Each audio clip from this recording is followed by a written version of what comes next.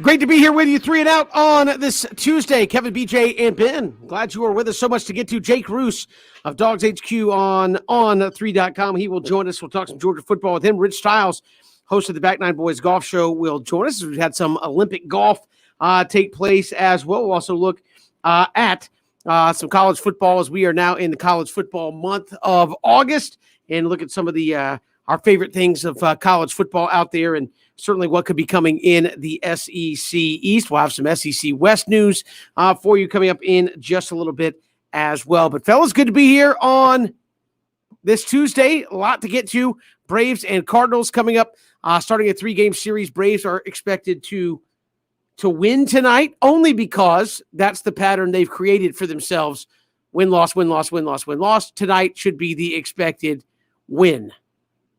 I mean, hold up here, because I wanted to ask you guys this right off the bat. Kevin, you have a great feel for kind of the Braves and what they're going to do. But look at it like this, because I don't know what to expect in this series against the Cardinals, and it's a big series. But what the Braves have done right now with the win-loss kind of, I don't know if you want to call it inconsistency or consistency. I guess it's probably consistency, alternating wins and losses, is historically unprecedented.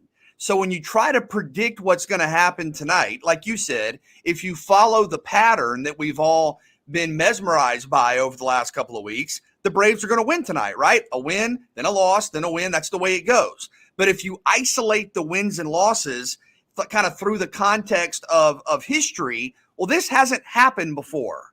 So given that never before in modern baseball have we seen what the Braves have done, I think statistically it would suggest that the trend does not continue. It's kind of like with a batter. If you get 5, 6, 7, 8 hits in a row, it means that it's less likely that your next at bat will result in a hit because you're continuing the statistical outlier. So I'm kind of, my gut tells me, Kevin, that you're looking at a loss tonight because the trend has to end. There is no historical precedent for what we've seen. It would be a continuation of a dramatic historical outlier if the Braves were to win tonight. Now, I hope I'm wrong, but how do you get a feel for which statistical anomaly to trust or distrust here? Oh, it has to end. It just may not. It doesn't have to end tonight. So, I hope the Braves start a new streak of winning 2 games in a row. That's what I'm hoping. So it can continue for one more night as far as I'm concerned. I think really, I think it's just one of those freak things that have happened to me, BJ, because it's kind of one of those things that as it's gone on, it's kind of become comical. And so I think some of it kind of depends on that day's starting pitching. If your starting pitching gives you a chance, and I think obviously you have every bit of the ability to have it go in the win column or the loss column, depending on how it goes there. But I don't know, Ben. I don't know what to trust, but I am with Kevin. You are the glass is empty guy. Yeah, look. Well, I mean, I kind of don't know what to think because, again, guys, Ben, if you're looking at kind of the continuation of this thing, every time, obviously, there's a win and then a loss, and then a win and then a loss.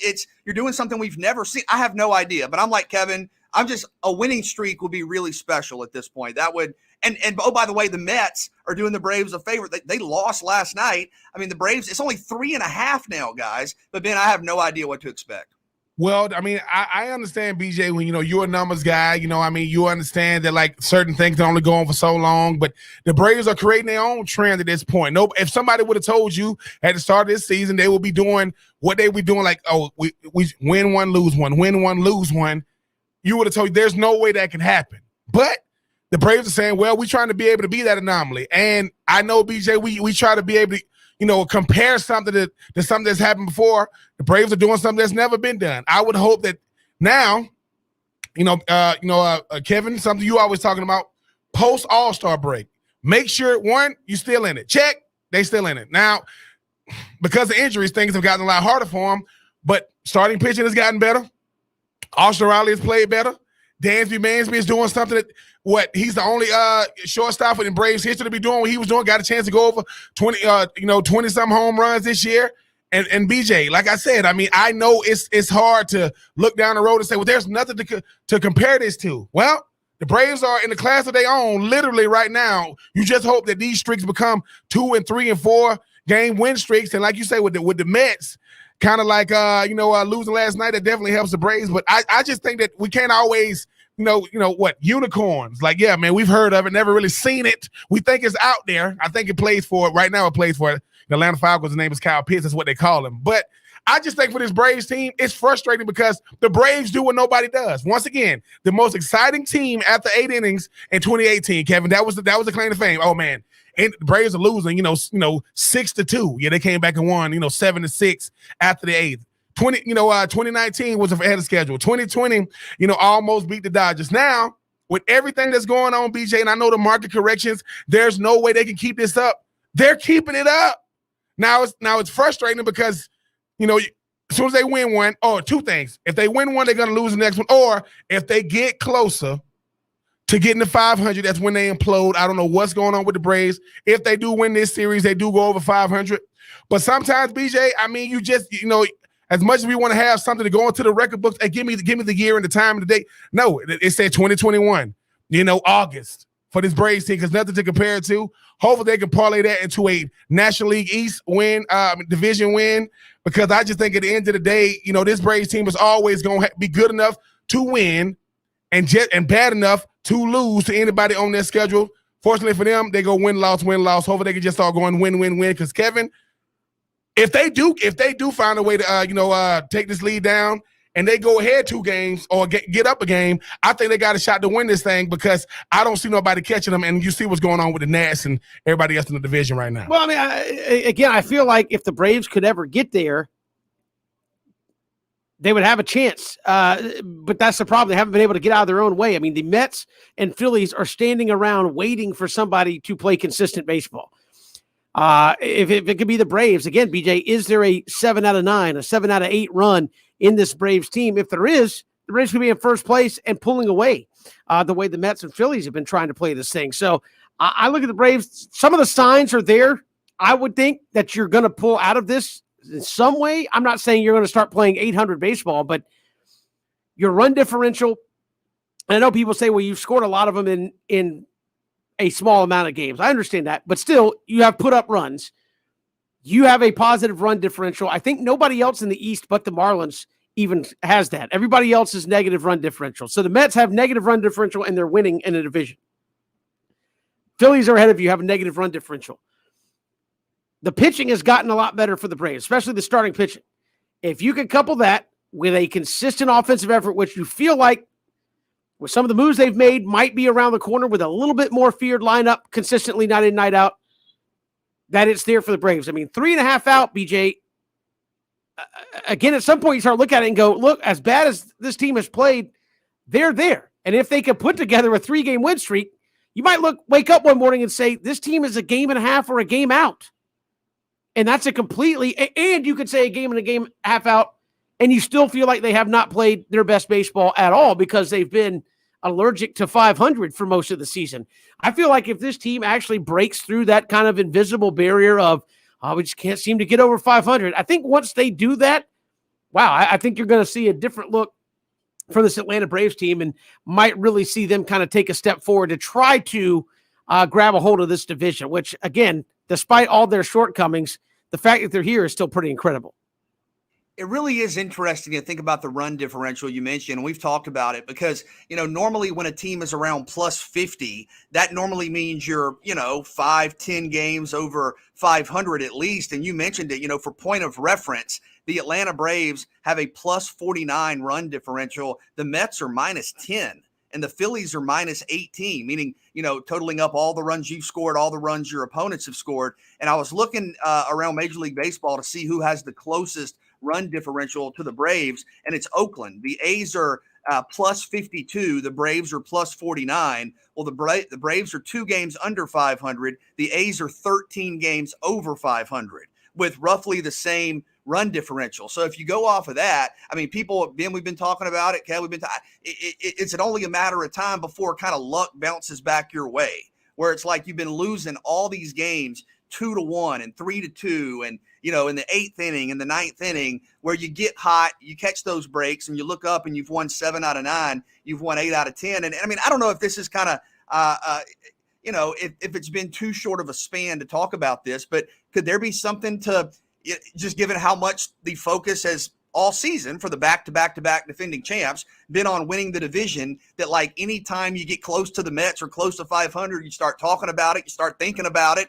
and it's right there, and it kind of becomes, a storyline that's at least out there that can be a little distracting or can be a little, I don't know if there's anything to that, but I do think just this team is better than its record. Kevin, you mentioned this, the starting pitching has been great recently. I have to think, Ben, some sort of a turnaround, some sort of a hot stretch is coming. Well, maybe we look at hot stretches. We can't be comparing this. Why keep comparing this Braves team to teams of the past? Even how teams win or lose in the past, or even this season. No other team is doing what the Braves are doing. They hot, cold, hot, cold, hot, cold, hot, cold. But I think it's just the culture of the Braves right now that's keeping them in it. A lot of these players that's on the team, only know winning. Ozzie Albies, Freddie Freed the last 3 years. You look at Dansby Swanson, you look at Austin Riley. These guys know that, look, some kind of way we got to find a way to win the NL East. Like, we got to find a way to do it. Nobody saw these unforeseen circumstances, before the season started. Mike Soroka, that finally went away. Marcell Ozuna, okay. Huascar Noah, okay. Then you talk about Ronald Acuna Jr. All right, then you talk about the starting pitchers. You talk about the bullpen. Talk about guys walking around the clubhouse. You don't even know who's gonna be the starting pitcher till the day of. Like, who is this guy? He's starting tonight. With all those things, to still be in it says you have a championship culture. Championship cultures don't mean you're going to necessarily win the championship, but that's the culture you built. Because, BJ, how do you explain it? Like, think about it. You say starting pitching wins games. Well, starting pitching with the Braves has been the same way they record. It's hot and cold. It didn't come from the guys that you thought it was, like Max Fried, be more Ian Anderson, be more Charlie Morton.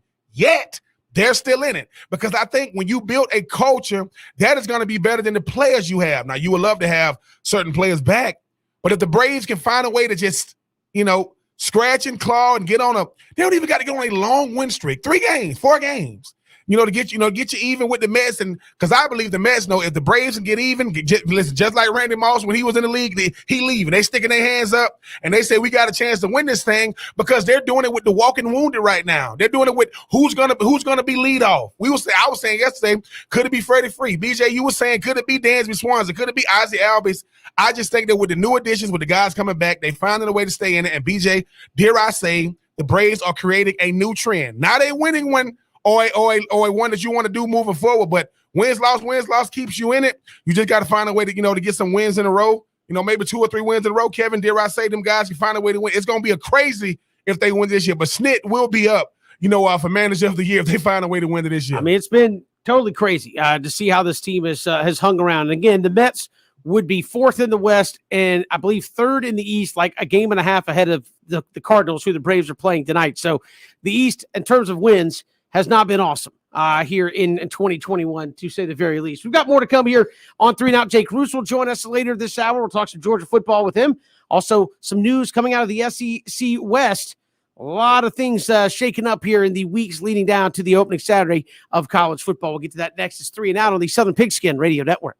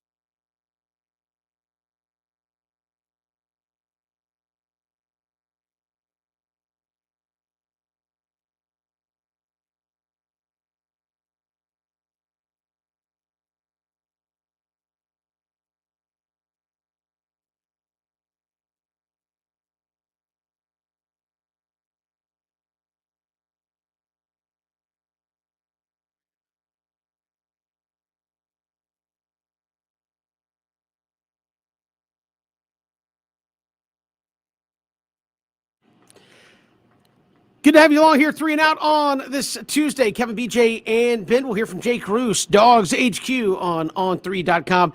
We'll talk some Georgia football with him in just a little bit. But a lot of news coming out of the SEC. BJ and Ben, Myles Brennan apparently suffering what is being categorized as a severe arm injury, which means Max Johnson probably going to be your starter now at LSU. A lot of folks thought maybe Myles Brennan was going to be the starter because he's in his last year of eligibility, and you didn't want to have him maybe go to the transfer portal. But now a severe arm injury means Max Johnson probably going to be the starter there. And just one other QB is Garrett Nussmeier, a freshman. And that's it right now for LSU. Yeah, you feel terrible for Myles. Obviously he's had unfortunate luck with his injury history. And, when he played last year, when he was healthy, was very productive. And to me, when you think about Myles Brennan and Max Johnson, those are two of the better quarterbacks in the country. So you're talking about a quarterback competition where not only do you have a couple of options, you have a couple of proven options who have put up big numbers in big moments, but you feel really bad for Myles. Max Johnson is a guy that really impressed me last year, Ben, in the Florida game, where you go back to the end of that game in the Swamp. And I know a lot of people will talk about, the shoe or whatever, but LSU had to have multiple drives to get up and down the field late in a very, tight spot against one of the best, most talented teams in the country. Florida was in the top 10. And as a freshman, Max Johnson was able to get LSU up and down the field, set up the late field goal for Cade York. So I think Max Johnson, the son of Brad Johnson, by the way, former Super Bowl winning quarterback, is ready for big things. I think he's going to be very productive, have a big season. And I'm sure when Myles comes back and is healthy, he's going to get in there as well. But you feel bad for Myles Brennan, very talented quarterback. Myles Brennan, I do feel bad for Myles Brennan, but this is why you do need two starters on your team that's good enough to make sure that if something happens, the rest of the season isn't in limbo. Myles Brennan, BJ, I do think had the upper hand on Max Johnson. I think Max did what he was supposed to do when called upon, what he did last year as a true freshman in the Swamp, being able to talk to his dad, to talk about when he left home. He essentially did not come home for the whole year, didn't leave campus unless it was for an away game. So to show his mental toughness, to be a true freshman, that is not your welcome to college athletics or welcome to college moment to say, listen, I'm going to go to college during a COVID-stricken season, not be able to see my family, not be able to see my friends, only be dedicated to football, and still going to the Swamp as a true freshman to get a big win. I think Max Johnson proved that he's ready for the big time. But Myles Brennan, BJ, you talk about the injury history. That is what really being an athlete is, and most people don't talk about. How do I deal with injury? Not if it happens, but when it happens. It's going to happen. When you're a guy like Myles Brennan, the injury bug, sometimes it comes and goes, sometimes it comes and stays. Sometimes guys start realizing that you put a lot of pressure, on your body. The one thing a trainer always says whenever you hear a trainer talk about players is these guys are too big to be doing what they're doing at a consistent level. You're not supposed to be able to be that big and move that fast and be that agile and be that athletic, but yet you've trained your mind. Mind muscle memory goes into it. But I do feel bad for Myles. I know what it's like to finally wait your turn to be able to play, and then you injured, and then your life becomes coming back. Then it becomes getting over that mental hurdle of, am I ready to get back out there? Can my teammates, can my coaches depend on me? But LSU had a good problem because they had two valuable starters, and now the season is still going to be good. I don't think Max Johnson's going to give it back up once Myles Brennan do come back, because that's how it goes. Can't make the club in the tub, not supposed to lose your starting job to injury, but you got to go with the healthy bodies, and right now for LSU, it's Max Johnson. And again, he played really well towards the end of last season. Also, BJ, for all the folks that look, it'll be fine, man. Once Nick Saban moves on, we'll be good. Well, Nick Saban just got an extension through 2028, averaging $10.6 million per season. So I guess Nick Saban's just going to keep right on going until at least 2028 in the SEC. So I guess good luck to everybody else.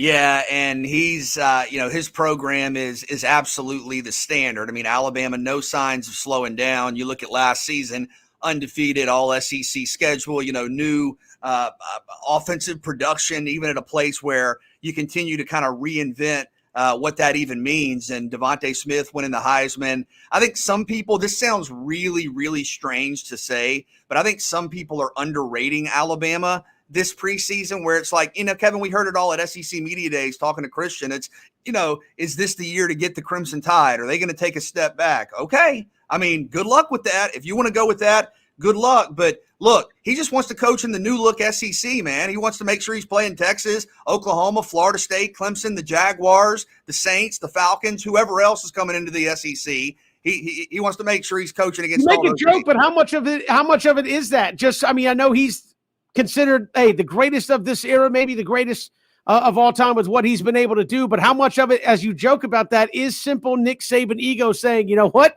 I've beaten everybody, fine, add Oklahoma and Texas to the league, and we'll win that too. Yeah, I mean, Ben, I don't know. My guess would be he's not really worried about that. And I think, regardless of who it is, he feels like his team's going to win, whether you're playing, Georgia or Auburn or LSU or Oklahoma or Texas or Clemson or whoever. I think I don't think he feels, pressure necessarily from Texas and Oklahoma to perform. I mean, we're talking about an unparalleled resume. I mean, maybe there's an element of the unknown and excitement to it, but I think he's not really worried about who's in the league in terms of threatening Alabama, would be my guess. Yeah, I don't think he's ever going to be worried about who's in the league. But if you don't think the ego is a part of this thing, he's going to say all the right things. But every coach or player wants to do things that only they've done. Why won't Tom Brady move on? Because I'm trying to make the bar so high that all you can do is stare at it. Like there's no way that you're going to be able to climb that mountain. It doesn't matter. Cal Ripken Jr. and what he did with the consecutive start, you're not going to be able to do these things. LeBron and still be considered the best at his age. You're not going to be able to have that consistency. Nick Saban knows, look, the more championships I can get, the more that every time somebody talk, they're going to be talking about me forever. And he even said it. What's your biggest regret? Leaving LSU? Well, who started the train at LSU? That would be Nick Saban. So I think for me, Nick Saban is think about this. I get renegotiated every time a coach of my caliber or in my league gets renegotiated. Either Coach Orgeron renegotiated. Dabo Swinney gets renegotiated. Who got a contract extension this year? That would be Dan Mullen. And then before that ink can even dry, I mean, the agent, Alabama's going, I know. No, what's scary is he's at almost $11 million. Now, at 2028, are we talking 15, 16, maybe $20 million for a head coach? And who's going to bat an eye? Like, you notice, if somebody else got it, like, man, you see what he got? Everybody else might. Alabama won't. That's Alabama is like, it's business money like the Yankees and the Dodgers, because we got the best out there, right? And think about this, BJ, highest paid coach, who got the most money right now for name and image likeness, not name Master P's son at Texas Tech. I mean at Tennessee Tech. That would be Bryce Young. I'm telling you. They know, town called Tuscaloosa. We got a $11 million employee in that town. But hey, Nick Saban, he's worth every penny, and I guarantee you, they probably want to give him 11. No. Let's just build to that $15 million. You think they're gonna let a dude named Jimbo set the standard of who gets paid the most? No, that just means that Nick Saban knows I don't even got to renegotiate it. I put it in the language in the contract. Every time a coach gets a new contract extension that's in the SEC or the ACC, I get a hey man, it's great to be Nick Saban right now, and because of Mr. Saban is the reason why he's gonna be coaching till 2028. Hopefully she'll want to hang out with him by then. There's some quick news and notes around the SEC West, some news and notes in the SEC East. Georgia with another commitment already. We'll talk with Jake Roos, Dogs HQ on 3.com when we come back. It is 3 and Out on the Southern Pigskin Radio Network.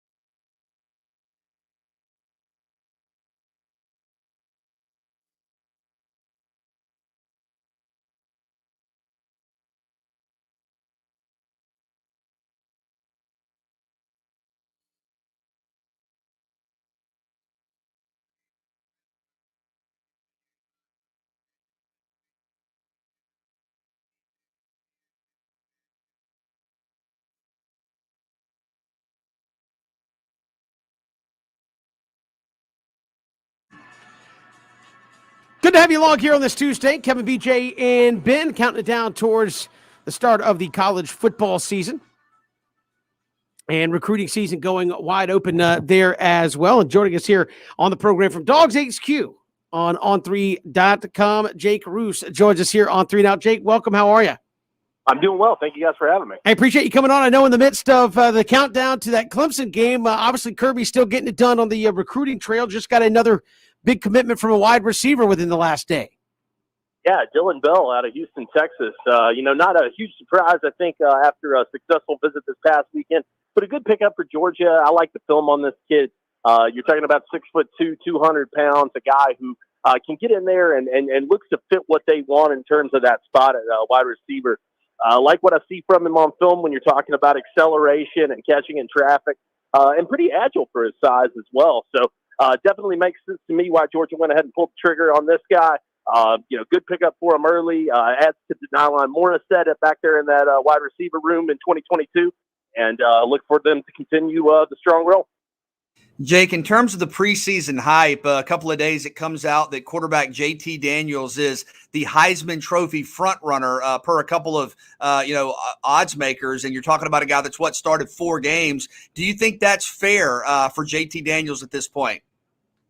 Well, I think that based on what we have sample-wise, I do think that's fair. It's a lot of hype for sure, but at the same time, I think that the expectations are huge around JT, and he'd probably tell you the same thing. He understands that about as well as anybody. So, I think that it's something that they've got to block the noise out, and clearly still got a lot to prove, in my opinion.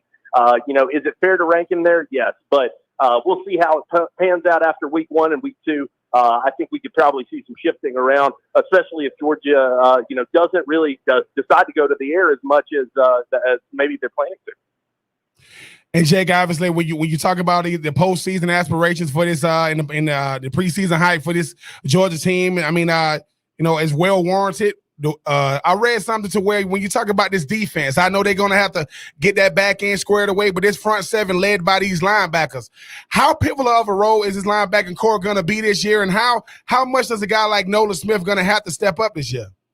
Well, it's a huge year for Nolan Smith and Adam Anderson as well. I mean, I think that both of those guys are playing, for recognition and for the next level at this point. They want to be able to show that they're able to live up to the hype around that 5-star commitment that they made, those rankings that they had in high school, and certainly some of the huge expectations around them. But there's no question in my mind that the linebacking core are going to be crucial for these guys.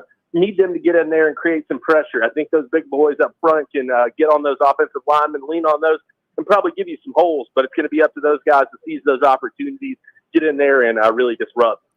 And again, Jake, how much of Georgia's success this year is dependent on just that? Some of those guys that were highly recruited getting their chance to kind of have the spotlight on them fully and say, look, if this is going to be a great season, it's going to fall to you and you and you. I mean, how much are they waiting on some of those 5-star guys to really take full advantage now? Well, it's huge for a number of reasons. I mean, certainly you brought those guys in for that reason, and you believe that they have that kind of talent and that kind of ability in their game. But additionally, players are watching, recruits are watching, and they want to see if Kirby Smart and these guys are going to be able to develop this talent. I think that that's going to be really key for them. Are these guys able to live up to that hype, play up to the potential that was expected of them? And if so, how has Georgia's coaching staff helped them get there? It's a double-edged sword, but a lot rests on the shoulders of those guys for sure. Looking ahead to Georgia Clemson with this matchup, where do the Bulldogs feel like they have an advantage? Where can they clearly be better than Clemson and I guess win the game on the field? I'm looking at that front 7 on defense. I think that they feel like they can get some push there and cause some pressure and some havoc, especially with it being the first game. Certainly Clemson could be bringing an incredible pass rush, and that's going to be a big impact maker, I think, for them. But Georgia, I think, feels good about their opportunities to do the same. Clemson's recruited quite well up front, no doubt about it, but Georgia's got some guys that are hungry and have been waiting for this moment and this opportunity.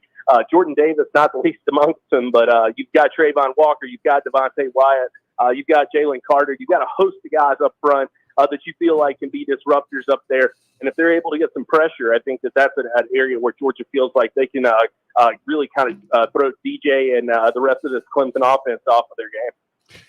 Jake, this 2021 offensive line, not as talented as we've seen in the past when you've seen some of the guys that came through this Kirby Smart system. But how fast did this retooled offensive line kind of got to start gelling sooner rather than later? Because as you mentioned, Clemson, but they're going to want to be able to run the ball, and obviously you want to keep JT Daniels upright.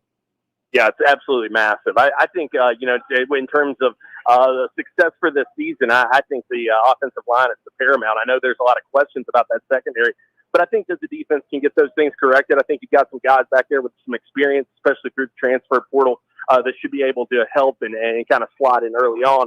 The question is going to be, though, for that offense, can they find 5 guys to gel up front? That's something that they've struggled with over the past couple of years, in fact. Really finding 5 guys who could play together and play consistently together outside of injury and outside of,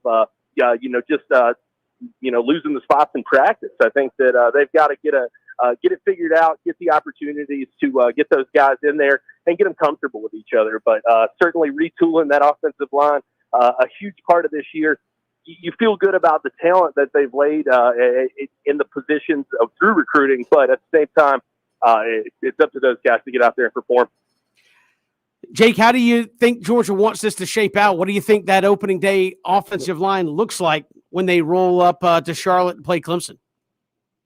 I think that you're probably looking, probably at Warren Erickson, probably at the center position. I just got a gut feeling he's going to be your guy. They kind of lean on in the middle there. When you're talking about those guard spots, it's going to be interesting to see if Jamari Sawyer they feel is, still suited for the outside, or if that's the guy that they want to move into the interior and play a little bit more at home and at the position that he wants to play at the next level and likely will. So, I think Jamari is certainly a factor in there. Warren McClennan's going to be a part of it. Kate Ratledge, I think probably that right guard spot. And left tackle, still a bit up in the air. Like I said, that may come down to what Jamari does. But I think that you've got some options there when it comes to guys like Xavier Truss or even a Broderick Jones. I think that those guys have some ways to go, but certainly the expectations around them are what they are, and they're not going to shy away from them. I know it's an area that not a lot of people talk about, but how big of an asset could special teams be for Georgia? And you think about potentially a game with Clemson where field position matters, where, 3 points here or there, maybe a close game at the end. How big of a deal can special teams be for the Dogs? That's big. I mean, you've got to experience returning, and that's what's so huge for them. Plus, you've got some talented freshmen and some guys, in that sophomore class still fighting to get on the field, and special teams is the way to win that. But when you're talking about your specialists, you've got Jake Camarda back there who's got all the expectations around him, a preseason All-SEC guy. You've got Jack Podlesny, who made some huge kicks for Georgia last year. He's returning. So when it comes to your specialists, I think that you've got to feel good about what you're returning and where you stand there. But certainly, like you said, that's going to be a key part of it. I think Georgia feels good about their chances and where they stand there.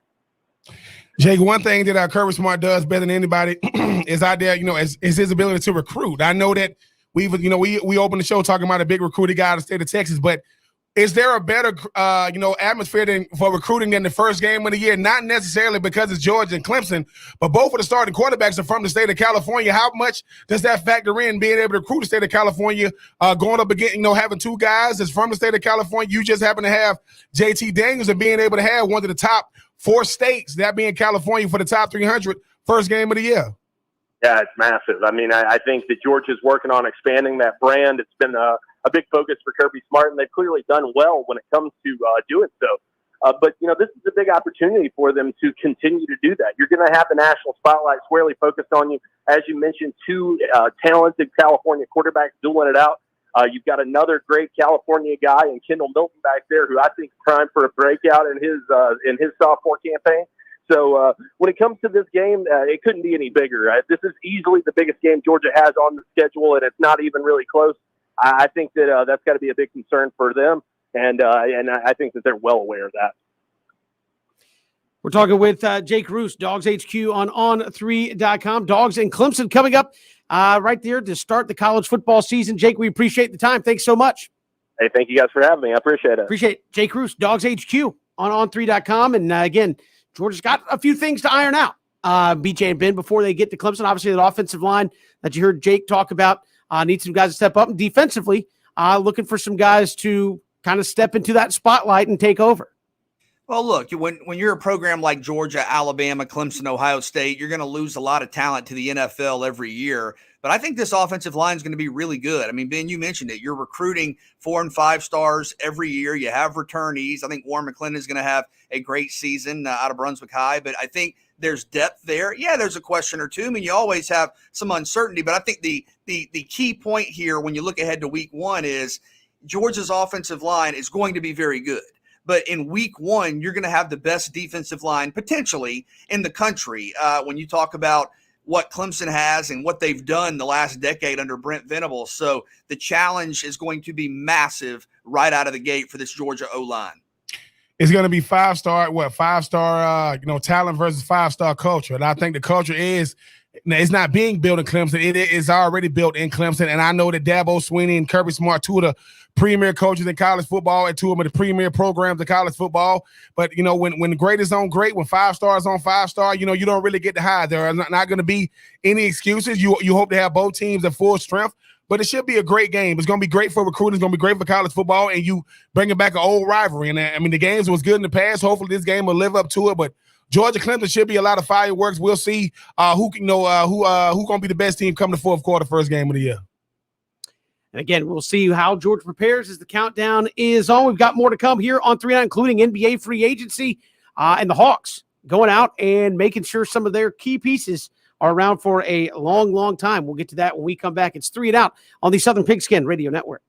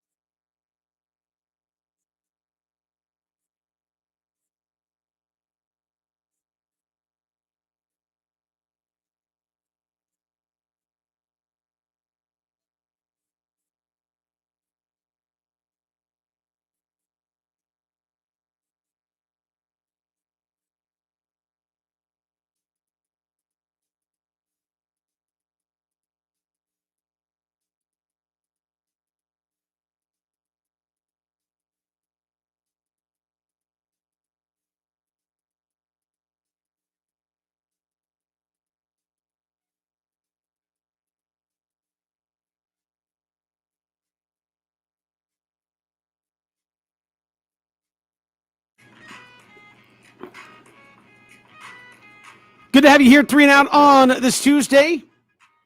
NBA free agency underway. Hawks going out yesterday, signing Trae Young to a max deal extension. Obviously, you saw the importance of having him on the team last year. Apparently have an offer for John Collins, 5 years, $125 million that John Collins, I guess, is waiting to see if anybody's going to do better than that. But Atlanta obviously making moves to try to keep the core of that team together and say, look, we made the Eastern Conference Finals. We didn't even really expect to do that. We were just hoping to, be good enough. Lloyd Pierce was good enough to get us to the 8 seed. He wasn't. We had to make a coaching change. Lo and behold, made an incredible run. But good to see the Hawks out there quickly in free agency. Trae's taken care of, trying to keep John Collins together there as well. Yeah, priority number one, guys. You're talking about, lock down Trae. Make sure he's happy, signed for, the future. And you're talking about over $200 million, well earned. He's a superstar. He is a superstar. And when you think about how young he is, when you think about the impression he made in the NBA playoffs, he's one of the faces of the league. I mean, I know, we've talked a lot about all the young talent in the NBA and how exciting it is. Trae's a really big part of that. And I think this was something we talked about during the playoff run, but you're talking about a guy, I mean, is he already maybe one of the biggest Hawks stars ever? I mean, right up there with Dominique, even with just a couple of years in the league, and maybe the potential to be the biggest brand in Atlanta Hawks history. So he's fun to watch. He's a great leader. What he did in the playoffs was captivating, and really good to see the Hawks sign him to a long-term deal and give him the money he earned. Super duper happy for Trae. I mean, $207 million. I mean, I ain't counting nobody money, but man, them TV deals is kicking in. Them boys getting that money, and I mean, he's a kind of like Giannis, the type of superstar you want to play with. I mean, and that's and I'm not saying anything bad about guys who they got a harder personality, but you want to play with Trae. The Hawks are different when he's not on the floor. The Hawks are a different team, when he's not out there, but they're obviously an incredible team when he is. I mean, Kevin, you talking about, John Collins, who would ever thought the days of a guy saying, I'll wait, $125 million, I'll wait. What? Hopefully nobody will come and match it, but these TV deals, who knows? But this Hawks team super exceeded expectations last year. They lost to the NBA champs. I mean, I know there are no moral victories, but when you think about BJ, you talk about being one of the faces. Everybody thought that the East was going to be super duper easy once LeBron left. Well, here come Giannis, right? Here come Philly. Here come the Knicks. Who put the Knicks out? Atlanta. Who put the Philly out? Get out of here with that. I mean, won 2 games, against Milwaukee, and those guys woke up. But super duper happy for Trae. I'm happy that, and I know, and I'm gonna say this right now, BJ. Right now, Trae has a better resume than Luka. I'm just saying. I mean, you don't got to like it, but Trae has a better resume than Luka because they're gonna be compared. I compare Luka and Trae to kind of like RG3 and I can't think his name right now. Andrew Luck. But right now, both of them still in the league. Luka's still doing his thing. I know he in the Olympics right now doing his thing. But right now, I think that Atlanta got the better deal. Only time will tell. Yeah, but listen, right now, they've both been extraordinary, and you're right. They are going to be compared forever. But right now, Trae's done it. Trae's done it in the playoffs. I mean, Trae's done it in the postseason. And that's what, when you think about pro sports, that's what it's about. And I think both guys are, top 10, top 15 at worst, but top 10 talents in the league, part of the future of the NBA. But what Trae did in the postseason was absolutely incredible and kept the optimism's at an all-time high. I mean, obviously you've offered John Collins a lot of money. Importance of bringing him back. If he walks, does he? I mean, are you kind of at the look? If he walks, we'll figure it out. Or how integral is John Collins to the success of this team moving forward? Really good player. I was a little underwhelmed, with some stretches, but I think if another team comes with more money, I don't know that Atlanta would come with a counter. I mean, I think he's a really good player, but I think in theory, you feel like you maybe could still maintain a positive direction if he gets a bigger deal.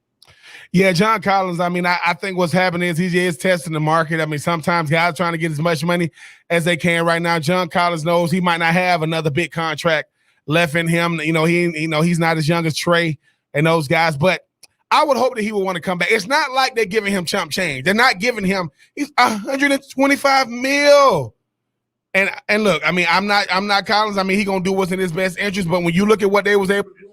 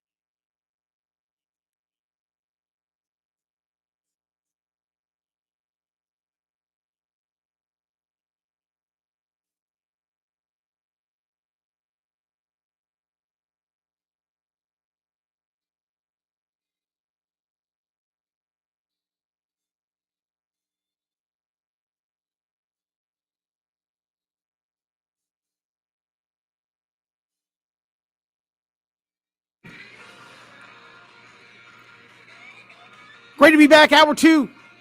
Kevin, BJ, and Ben. We'll hear from Rich Stiles, host of the Back Nine Boys Golf Show. We'll talk some golf coming up with him as the Olympics, at least on the men's side, is done. Women's individual play begins today in the Olympics, so we'll look at that with Rich coming up here in just a little bit. But first, let's take 3 here on 3 and Out.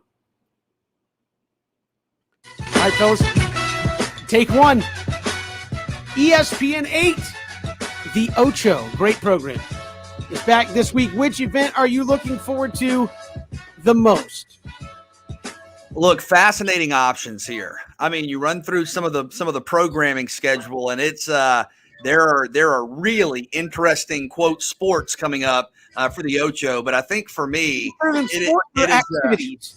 Activities. I think for me, it is the activity/sport known as slippery stairs. Now, you don't need to overthink this. It literally is what it says it is. It is slippery stairs, and apparently you get a bunch of contestants, and they get covered in stuff that makes them slip, and they have to climb up. They have to climb up stairs made of ice.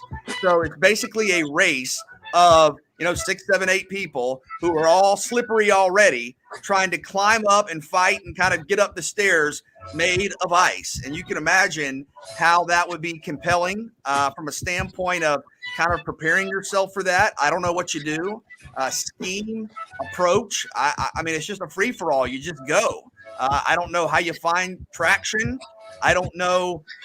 Maybe this is one of the activities, or Kevin, sports that's like golf, where you're not really gonna quote win. You're just gonna have kind of the best effort, where it's like you never truly defeat the course to the best of your ability. You just are better than the guys around you, or the competitors around you. So for me, slippery stairs on the Ocho. Let's get it.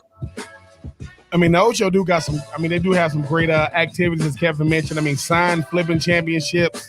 You got acrobatic pizza trials.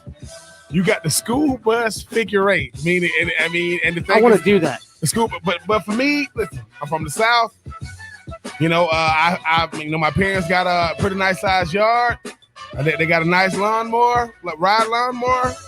Give me the lawnmower racing. I'm just saying, I'm out there on it. I'm looking at Kevin. I'm looking at BJ saying, what you got under the hood? I mean, they get to say racers. Are you ready? And they say, I get 40 miles to the gallon on this haul. I'm just telling you. So give me the lawnmower racing, because number one, I mean, BJ, we always joking about NASCAR drivers, right? I can see PJ looking right now saying, don't be disrespectful. Well, I mean, we ain't Dale Earnhardt. May he rest in peace. But I'm just saying, I would love to get out there on my 2021. 28 miles per hour, whatever it can go. It just looked really, really fun. Oh, they'll go faster than that. It looked really, really fun. I mean, I'm going to have on the knee pads, elbow pads. And at the end of the day, it's about beating you and Kevin. It's not really about coming in first. Oh, I will definitely do that. I would love to do lawnmower racing. I would like to do the school bus figure eight. Oh my God, that would be so nice. Obviously ain't no kids in the back of the bus. I mean, that would be so nice. I can't speak for you, but I have actually driven a bus in my life, so I think that would be fun. Whoa! You want to tell us about how you driving buses now? Yeah. Okay. This is a quick story. I mean, it's not like I wasn't doing anything illegal. So in the summertime of my collegiate years, I would go home during the summer, and one summer, my friend got me a job working with him for at that time it was Gwinnett County. So we worked on a school bus. It's actually I think I was in the paint shop. We painted buses, basically what we did. And it was an okay job. I just got to hang out with my buddies all summer, because like me and two of my friends that I grew up with all got the job together. So we were like, we just spend time hanging out all summer, basically painting school buses. So we got to do that. So part of it, obviously, you have to move the school buses. Well, the guy that ran the little paint shop there, he did like side gigs at that. We went to a couple different places, but we went to like Winder. It's Barrow County, Winder. And on the weekends, we would do like contract work for him, where we'd go like pull dents and stuff out of buses, because sometimes the drivers made a little mistake. So we would do some of that. So part of it, we'd have to move the buses around the parking lot. So I got to drive the school buses around and try to park them extra close. So that was fun. And cool story.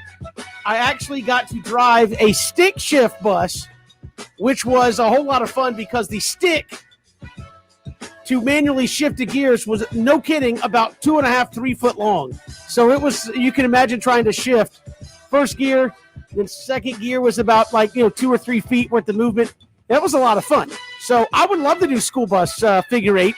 And if we happen, I will say this, if you hit the school bus in the right spot, you're probably going over, especially if you get hit by another school bus doing any kind of speed. But that would be fun, I think, to at least try once. That's my school bus story. It really wasn't great, but I mean. So Kevin almost became a school bus driver. Yeah, my best story with that is we just fixed a school bus, and they told me to go park it, and I didn't swing out wide enough to try to park it back, so I kind of put a scrape right back in the spot we just fixed, and we had to fix it again. So. And Doc is paid. So my buddies were like, how about you don't park these anymore because we don't want to fix it 3 and 4 times. Harder to park a school bus than you might think, especially that close. A cheese wagon. I'll buy it. Yeah. They were literally so close you could stick your hands out the window and touch the bus next to you. So you got to do it just right. And, it's not very bendy in the middle when you're making that turn. Mm-hmm. That's my school bus story. Never know. You never know on this show. A little bit of life experience, Yeah. Ever wanted to drive a school bus? Check it off. I've done it. Okay. Semi-truck, I guess, would be the next one, but that's probably asking for a lot of trouble. You're gonna tear up. You're gonna tear up a lot of stuff. You get too close to something with that, you're gonna tear it up. You ever want to drive a semi-truck, BJ? I don't like driving at all, so driving a semi-truck would not be at the top of my list of priorities. Yeah, I mean, I'm not saying drive it 600 miles, but, just drive it. I drive one. Give me a wide open parking lot. I can't hit nothing. I'm nice. I can get right. Yeah. Just start cutting donuts. Yeah. In this. Fair enough. All right, moving along. We go from school bus driving to take 2. What does college football Saturday look like in your house as we get ready for game day Saturdays? Fluid, long, a lot going on. We try to cover a number of different teams on Southern Pigskin, and you're talking about a day where you have the games that start at noon, and you have the games that sometimes, Kevin, the older I get, Ben, it's hard for me to stay up to the end of these games and go through the box scores. You're talking about a game that starts at 8:30, and if it says 8, it's going to start at 8:30, and it starts at 8:30. And then it gets over at midnight, 12:30, and then you're talking about. So it's a beautiful thing. It's constant. It's ongoing. Processing all the results, and you kind of break it up into 3 parts, right? You have the lunchtime games, the mid-afternoon games, and then the late evening, 8 o'clock, 7:30, 8 o'clock games. So you kind of cut it up into a 3-part section. But man, it's something. It's just processing information and kind of comparing and contrasting results all day. Football Saturday in my house, the first thing it is stressful because, them boys got to play at a certain point. I hope they're the early game so I can enjoy the rest of my Saturday. Number 2, I'm gonna be trying to look at what the rival teams are doing, hoping that they're not having a good day. But this is how it really is. But with all that being said, this is how it is. I have to make sure that my mother knows to not text me when Florida's playing. Don't say anything to me. Does she listen? No. Will she text? Yes. Will she get my siblings to text me? Yes. Hey, mama said you ain't picking up because she know I don't want to know. I don't want to know. And she will text. She will call. She'll DM me. Every way there is to get in contact with me, she will. So outside of me trying to hope that the rival teams are having a miserable day, my mom won't let me have a good day because she know I can't watch it. Open the kickoff. Oh my God. It was beautiful. Did you see that throw? No, mama, I didn't see it. So why can't you watch? You can watch anybody else. Why can't you watch? Because I think I'm the reason why something bad is happening. I'm like, see, it's because of me. But see, as a former player, that should be the last thing. But Joe Blow watching it on cable at his though. house has nothing to do with what happened. You know what it was? I'm watching 2008. Florida playing Ole Miss. It's 4th and 1. We know that Tebow gonna try to run up the gut, get the first down. Don't get the first down. And I go, you know what? I ain't watching no more. I can't do this. Because so your sample size is 1 out of one.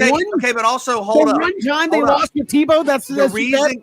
the reason you don't watch Florida is because of 2008. Didn't y'all win the Reason why I national watch Florida is 'cause championship? I can't watch it. Okay, but didn't y'all win the national championship? Do you So- watch it? I'm so, okay. So now it's turned into a therapy session. Okay, BJ, how does it go when you watching Florida State on Saturday? I mean, it's rough, man. But I'm trying to watch all the games. I mean, I'm No. trying to process all One the game games. in particular. No, I understand. I understand. not I'm just saying it's interesting that you say I can't watch Florida because of what happened in 08. when No, won you know the why I can't national watch Florida? championship. You know why I can't watch Florida for real? Because of Jim McElwain. Because of Will Muschamp. Did y'all see those offenses? It was rough. I mean, I'm just saying. And Will Muschamp, he was so bad that they hired him in South Carolina. And then Jim McElwain was so bad, he got hired at Western Michigan. I'm just saying, like, these people still got head coaches. I can't watch them. I'm not going to watch them. I enjoy my Saturdays. Listen, I need to get, matter of fact, me and Kevin thinking about getting some beat up lawnmowers. Maybe we just start, we're trying to enter our name into the Ocho. So maybe we become professional lawnmower drivers. Racers, I guess. Let's do it. I'm there for it. Let's get involved. Look, I'll be honest, BJ, you have kids. The 7 a.m. to noon window is about getting everything done that you need to get accomplished. No, really. I've told my wife this on Saturdays during college football. Like, look, if you want to go to the store, don't be calling me in the other room at 12:30 going, hey, you think we could go to Home Depot real quick? Nope, not doing it. We had 8 o'clock in the morning to do that. We had 9 o'clock in the morning to do that.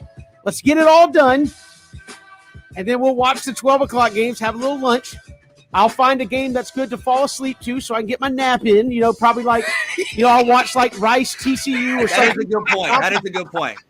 And I'll pass out for a little bit. Then you wake up for the 3:30 games. You go outside, wait till halftime at like 5:30. You go outside, play with the kids a little bit during halftime of the big 3:30 game. Get a little blood moving. You come back in, finish, get ready, start worrying about dinner about the fourth quarter time so that you can eat in between the fourth quarter ending and the 8 o'clock game starting. And then, BJ, at my age, if I make it to 10 after a full Saturday, I consider it a full day. I'll either take a nap and wake up at 10 and catch the end of the games, of the late games, find out what happened, or I'll just say, you know what, I can't make it and call it. I'll see what happens tomorrow. But a lot of times it's you eat, you get full, you sleep from second quarter to early third quarter, you wake up, and then I get my second win to kind of finish it off and see how it ends. That's a full Saturday, fellas. You better talk about Kevin said I got it all mapped out, and please, anything can go wrong except that nap. I got to get the nap in. You have to get the nap in. Yeah. I'm just saying. All right. Moving along. Take 3. Today is National Watermelon Day. Where does that rank amongst the fruit rankings? All right, great question. Difficult question. I think I have watermelon coming in at number 8. I like watermelon a lot, but I listed it out. I think pineapple 1, peach 2, blueberry, strawberry, blackberry, coconut, kiwi, and then watermelon. So it's in the top tier, but it's not in my top 5. And coconut apparently is a fruit. We had a very serious, situation earlier where we were trying to determine, was it a fruit or a nut? And apparently a coconut is a fruit, so it makes the fruit list. Well, what? It wasn't me that thought it was a I was nut. saying, was that an actual discussion? Yes, it wasn't me. It was somebody who may or may not produce and lay out the show. I'm just saying we had to clarify things. I mean, it's tomatoes, fruits and vegetables. I mean, I guess it's whatever you want them to be at the time. No, BJ, for me, watermelon is number 2 on the list. My number 1 is grapefruit. I love grapefruit, and then you got watermelon, then you got plums, then you got. Go ahead. This is important information. I just looked it up. This is the best BJ Bennett definition that I could possibly get. Botanically speaking, a coconut is a fibrous one-seeded drupe. I don't know what that means, drupe. However, when using loose definitions, the coconut can be all 3, a fruit, a nut, and a seed. Talk about it. That is the biggest BJ Bennett definition I've ever heard. Coconut, you are coconut.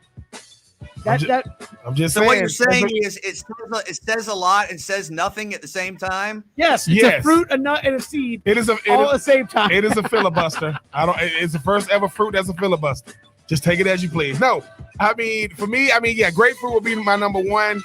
Watermelon would be my number 2. Then you got plums, grapes, bananas, peaches, apples, pineapples, kiwi, and you got blackberries. I mean, I grew up on watermelon, love it. Love watermelon when it's cold. I mean, it was like a family event. My grandma have all the grandkids over. She pull out the watermelon, she cut it. You know, I mean, I'm eating it well into the little white part. I mean, I'm just saying. I mean, I done ate all. You eat the rind? I mean, I'm getting all of that, spitting out the seeds, eating the seeds. My grandma say spit them seeds out.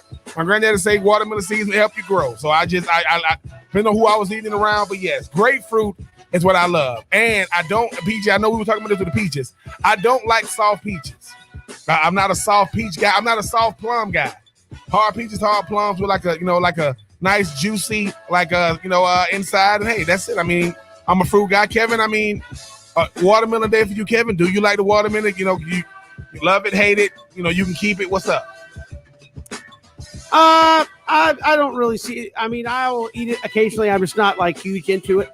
So my favorite fruit, I guess, would be like an orange or a banana. Banana's a fruit, yeah. Whoa. I mean, we got clarity on the coconut thing, and that was very insightful. Did you just ask, is banana a fruit? I mean, is there controversy there? I mean, it's in the fruit section, so I'm guessing it is. I don't know.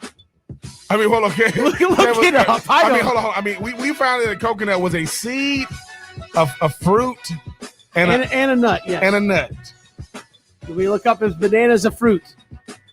Is that what they say about almonds? You know how they say sometimes I feel like sometimes is that where that comes from? Apparently, maybe sometimes you feel interesting. Yeah, wow, yeah, maybe.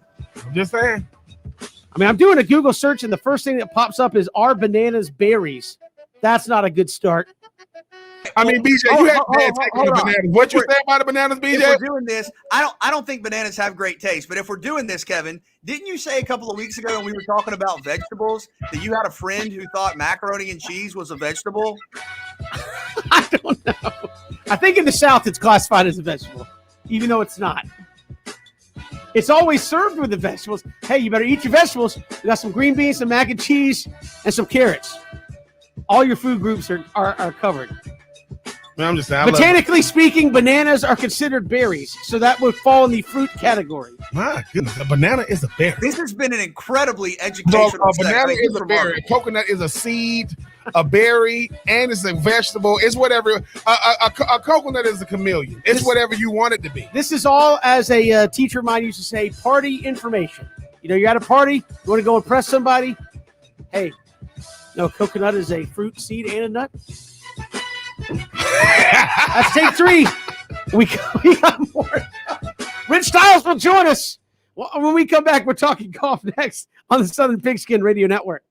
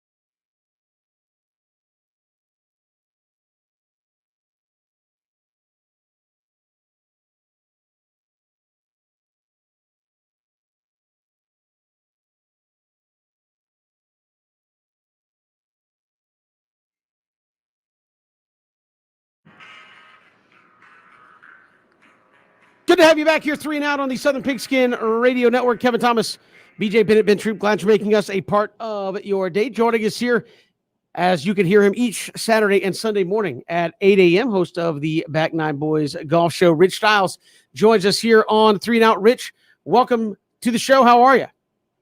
I'm doing wonderful, guys. Hope you are too. We are doing fantastic. And again, the golf took a week off for the Olympics. Xander Schauffele wins the gold medal for America. How do you feel golf went? I know they got the women's individual competition beginning today, but first time I think having golf back in a while in the Olympics.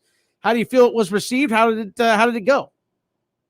Well, it is an honor to be able to play for your country, no matter what country you're playing for. And Xander just went out and represented the USA in an unbelievable way, and he was just steady Eddie all the way around and just hit the shots he needed, hit the putts that he needed to. And it is like Kuchar did 4 years ago, actually 5, in winning the bronze. But Xander was able to win the gold, and it's just kind of cool, the U.S. to have a gold winner in golf, that was absent for so long in the Olympics. And Kuchar, as we said, brought back the bronze 5 years ago, and Xander brought up the gold. And I think that's just really, really neat. And we saw a couple of big putts late from a Schauffele. I mean, whether you're talking about the PGA Tour, whether you're talking about the Olympics, is that still what it comes down to, Rich, is making your putts? Definitely. I mean, you've got to get it close enough or just have a great day where you can make anything you see. But obviously he was able to read the greens a lot better than some of the others. And even though Rory Sabatini had a 61 on the last day, which was an incredible score to come in second and win the silver, Xander is just so steady, and he's just got such a complete game, gorgeous swing, great tempo. I think he's going to win more on the PGA Tour. He's just been, kind of steady all the way around. He's always around. He's always in the top 10, top 15. But to have a chance to win the gold, that is just really, really nice. And Rich, something we talked about a little last week. Where does this rank in the pantheon of golf championships? I know when you're a professional golfer, it's all about the majors. I understand that, but like you said, a chance to be able to represent your country, no matter what that country is, and to win a gold medal, it's got to be not just being special, but it's got to rank pretty high up there when you talk about your resume. I definitely think it ranks up there high. I know that when Kuchar won the bronze in 2016, he made some phone calls to friends and said, meet me at the airport. You guys got to see this medal. So it is special. It only comes around, every 4 years normally. And, as you said, it's a big deal. So, whether you win 100 PGA tournaments and 5 majors, but you win the gold at the Olympics, not many people can say they've won a gold or a bronze or a silver medal at the Olympics representing your country. Yeah, and now the PGA Tour, I guess, has to get back in regular season mode. How does that transition work, Rich? Because Olympics mode, I imagine, is a little bit different. You had to obviously in process, you had to travel, you had to do, potentially some of the quarantine things in that country to be able to compete. Now you come back out and have to jump back into just regular PGA play, getting ready to come down the stretch of the regular season. Well, I think the guys that went to the Olympics, I doubt if they'll be in the field this week. If they are, I'd be surprised. But I think they're going to wait for, another week. They're probably already in the playoffs for the top 125 in the FedEx Cup. They may play Wyndham in Greensboro next week just to get on back on a regular PGA Tour event, and then the playoffs start. So you got 3 weeks of playoffs, coming up after Wyndham. And now it's just guys on the tour trying to get in the top 125 and gain enough points in order to get in that big playoff, which is a lot of money. And it's a big honor to be one of the top 125, because that means you keep your card for next year.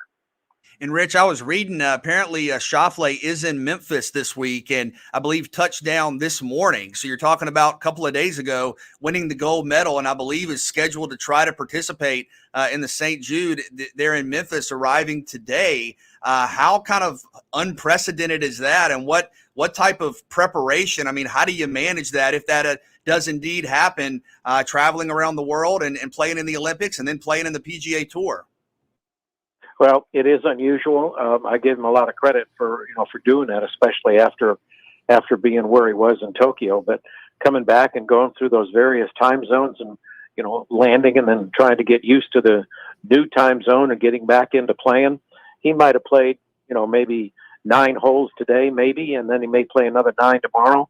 But I think it's great that he came back and is ready to get back out on the PGA Tour and get back to a somewhat regular schedule where you don't have to go through international customs and international flights and various time zones. I mean, Rich, can Xander ride this momentum? I mean, I obviously he wants to continue playing. He don't want to take no time off of what he was just able to do winning the gold. But and like you said, it is unusual. But can he take the momentum of winning a gold medal to come back to Memphis to try to put on a good show at St. Jude? I think it would be interesting if he came back and played at the caliber that he played in Tokyo, to come back and have that same kind of consistency and drive and have that game and have 4 great rounds. He may do it, but I think that, the jet lag may take effect. I think he'll definitely probably be in the top 20, but whether or not he wins or not, I think that totally depends on how much he can acclimate back to this time zone. Rich Stiles, host of the Back Nine Boys Golf Show, our guest here on 3 and Out. And Rich, you mentioned the playoffs upcoming. Obviously, NASCAR has their version of the playoffs. Golf instituted their version of the playoffs. Obviously, it's become a huge deal at the end of the season. How do you think golf has continued to develop and enhance their quote-unquote playoffs to kind of make sure it makes sense and keep some of the big names intrigued to want to try to make that playoff run? Well, I think getting into that playoff run, going from 125 to 70 down to 30, is definitely a bonus. It's a notch in your PGA Tour belt.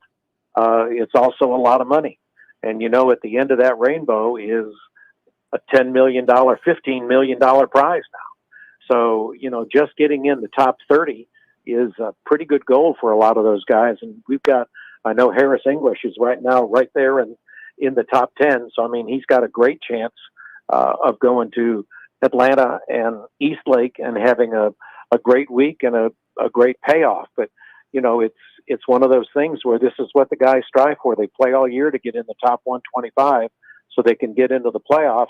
And then once they get in, then they got to get in the top 70 and then the top 30.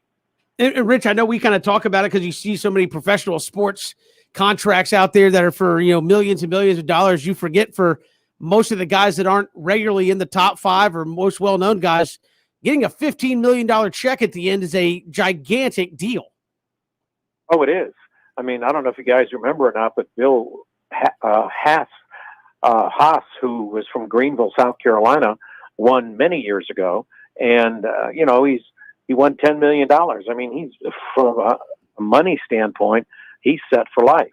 I'm not saying that that's ruined his competition, but his competitiveness. But, he's not done much since then. He's still on the tour, but I don't think he's going to make the top 125 this year. But it is a big deal. Now they've raised it from 10 to 15 million. That can make your career, make your life, and give you a lot of cushion that you can just go out and have fun at this game instead of just trying to make a paycheck and bring home groceries. Rich Stiles joining us here on 3 and Out. Rich, what do you have coming up this weekend? Well, I'm glad you asked. I got Ron Syrak, who is the former Sports Illustrated writer, covers the LPGA, and Ron and I are going to talk about Annika Sorenstam coming back after a 13-year hiatus after retiring from the golf and winning the U.S. Senior Women's Open up in Brooklawn, up in Connecticut. It's a great story.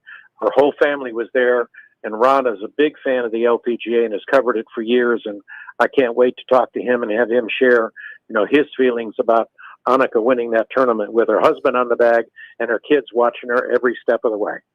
Rich Stiles, host of the Back Nine Boys Golf Show. Catch him Saturday and Sunday mornings at 8 a.m. Rich, always a pleasure. We'll talk soon. Okay, guys. Thanks. Appreciate it. Rich Stiles joining us here on 3 and Out. More to come all across the Southern Pigskin Radio Network.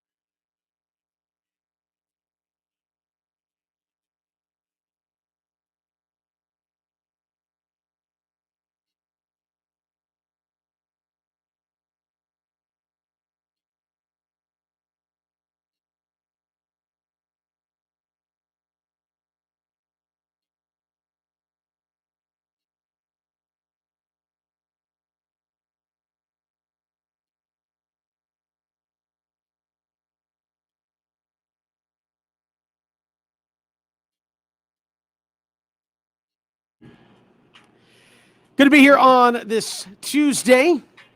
Kevin, BJ, and Ben. We'll look at some college football SEC news coming up in the final hour of the program. Also, what makes college football so great in the South here for us. We'll get to that coming up in the final hour as well. But we talked about yesterday, BJ and Ben. Ben, you got your book on the precipice of coming out. Of course, the pre-order is out there. I'll let y'all talk about that. But just talk about the book. What made you kind of sit back and say, this is something I want to do first and foremost when you started that process? It was time. When I think about my life, when I think about the different transitions that I've had in my life, I think most of the time I'm the one that's always being cheered for. I'm the one that's had the limelight. I'm the one that's saying, where's Ben at? Oh, Ben does this, Ben does that. And you forget that I come from incredible people. I've had incredible people in my lifetime really help groom me. And it's a winding road. My book is a winding road of becoming, going from a young man to trying to come into my own as a grown man, transitioning from high school to college to pros away to getting to trying to see, can I make it without a something great hovering over me. I've always been a brand ambassador. I was brand ambassador for Butler High School, then the University of Florida, then the Tennessee Titans, Tampa Bay Bucks, Oakland Raiders.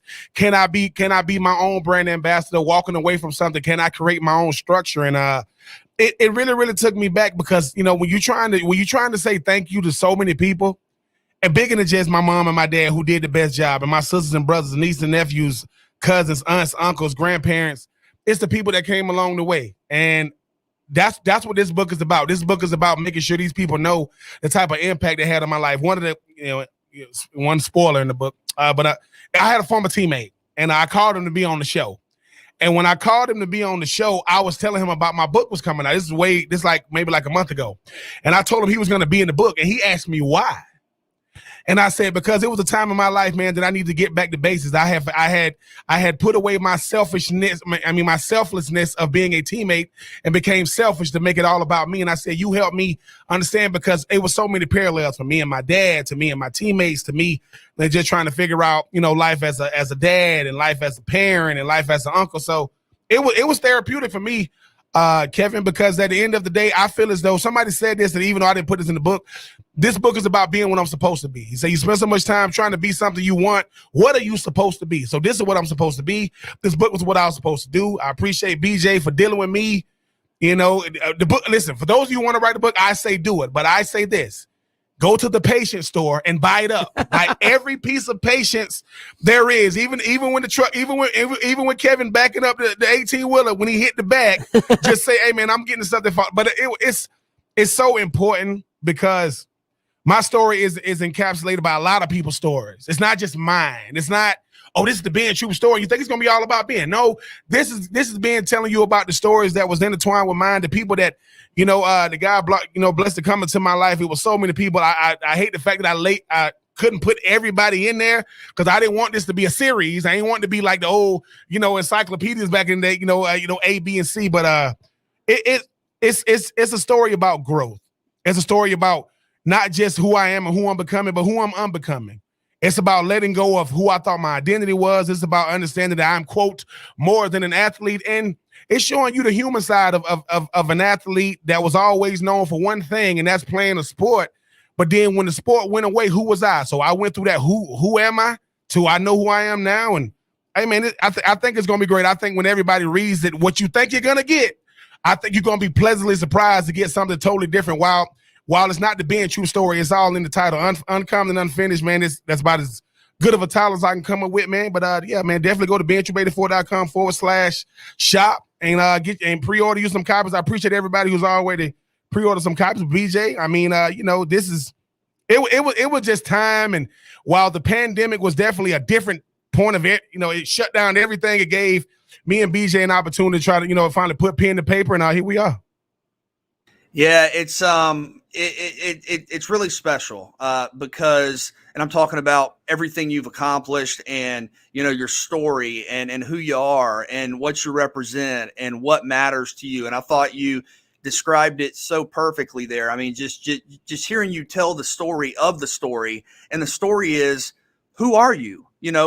who made you? You know, what were the influences that shaped you? And to learn, just for me and kind of the research process, and you know, working with you, to learn about your parents, learn about your siblings, learn about your grandparents, learn about, you know, the influences that shaped you in Swainsboro, Georgia, in Augusta, Georgia, in Gainesville, Florida, in Nashville, Tennessee. It was overwhelming, and I mean that in the most positive and kind of engaging way. I mean, for me, Ben, just learning about, you know, a lot of folks who know you know that you have a passion for serving others. You know, where that kind of, you know, where that was activated, why it meant so much to you, why it's such a leading part of who you are. You know, it was incredible to get to learn more about you and your story. And you're a fascinating guy, and you're an impressive guy. You're an amazing guy, and I think my biggest excitement is for people to learn more about you. You know, because we're up here all day together, and you know, you kind of hear about intimate things, or you know, kind of what makes us tick and who we are. And I'm really excited for everybody to get a chance to get to know you better, to get to appreciate and learn more about your perspective on life, your perspective on family, your perspective on, you know, serving others. And it's really cool. And I definitely agree with you. I don't necessarily think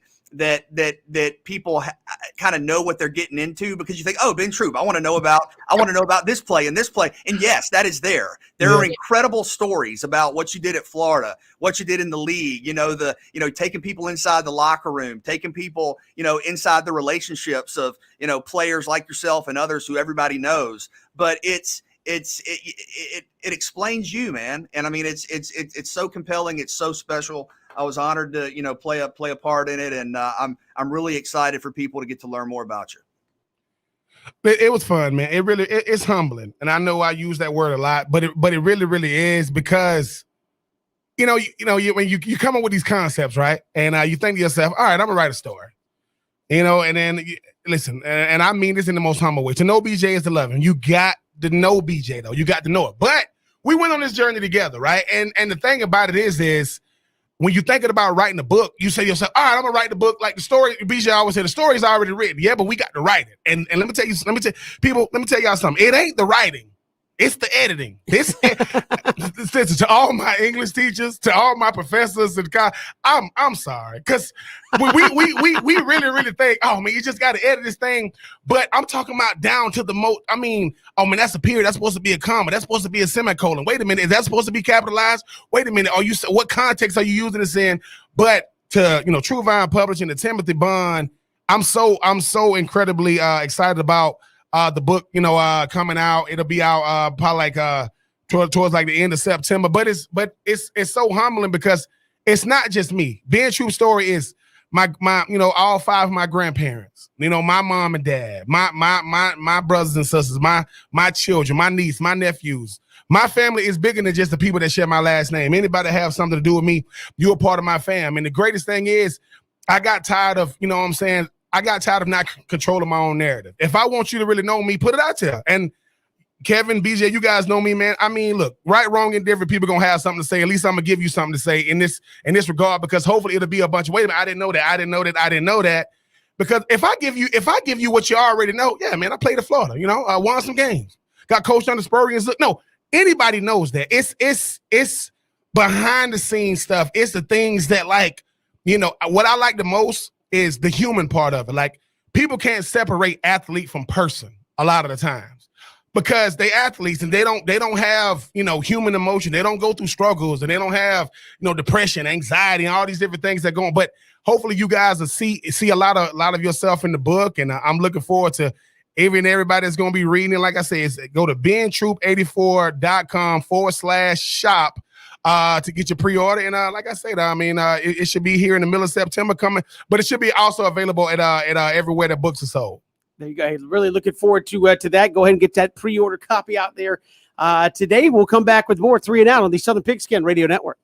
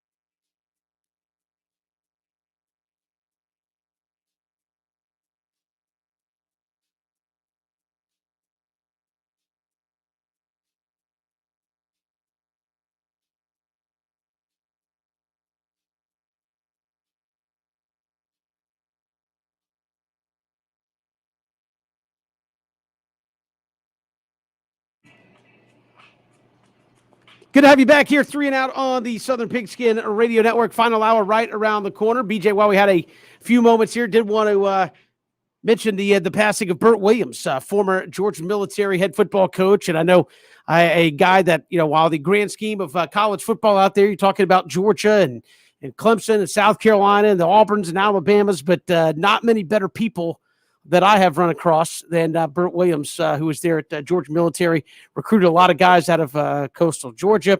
Really did a wonderful job running that program, putting guys to the next level. And anytime you had a chance to talk to him, just a genuine dude. And I know I've been battling some cancer there as well, and passed away yesterday. Just thoughts and prayers to his family, and certainly the folks at Georgia Military. But I know you've had your opportunity to talk with him. I have, going back since I think 2002, 2003, when I first met him, just a real genuine dude. And, he's certainly going to be missed.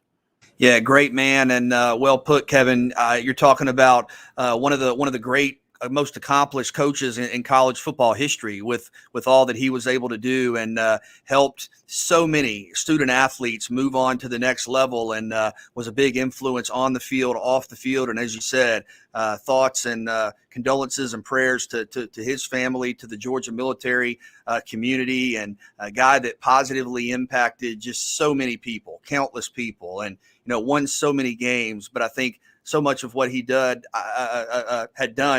was, secondary, of course, to football and winning games, just influencing people, making the world a better place. So Coach Williams will be missed.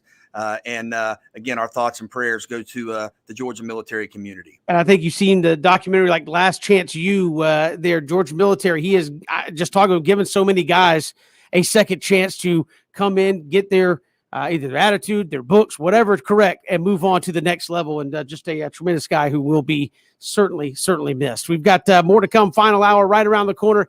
It is 3 and Out all across the Southern Pigskin Radio Network, streaming live, ESPNCoastal.com. We're also live on Facebook, Twitter, and YouTube. Hit us up on Twitter at Pigskin Radio.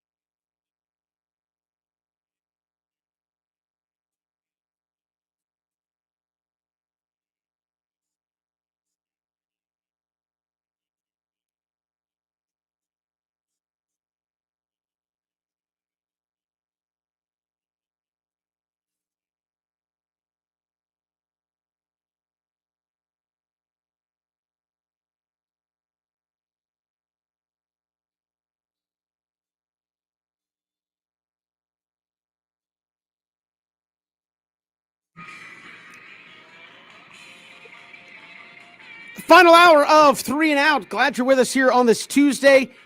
We'll look at some of the great things we love about college football. Certainly a lot of talk with expansion and consolidation of college football. Do you lose some of the traditions that make the game great? So we'll look at some of those things that really draw you into the game coming up in just a little bit. Of course, we got Braves and Cardinals starting a 3-game set tonight. We'll get you ready for that as well. But certainly we are all ready for football. BJ and Ben, Bill Connolly putting out his SEC East preview, saying in February's SP Plus projections, the 5 lowest projected teams in the league were all from the East.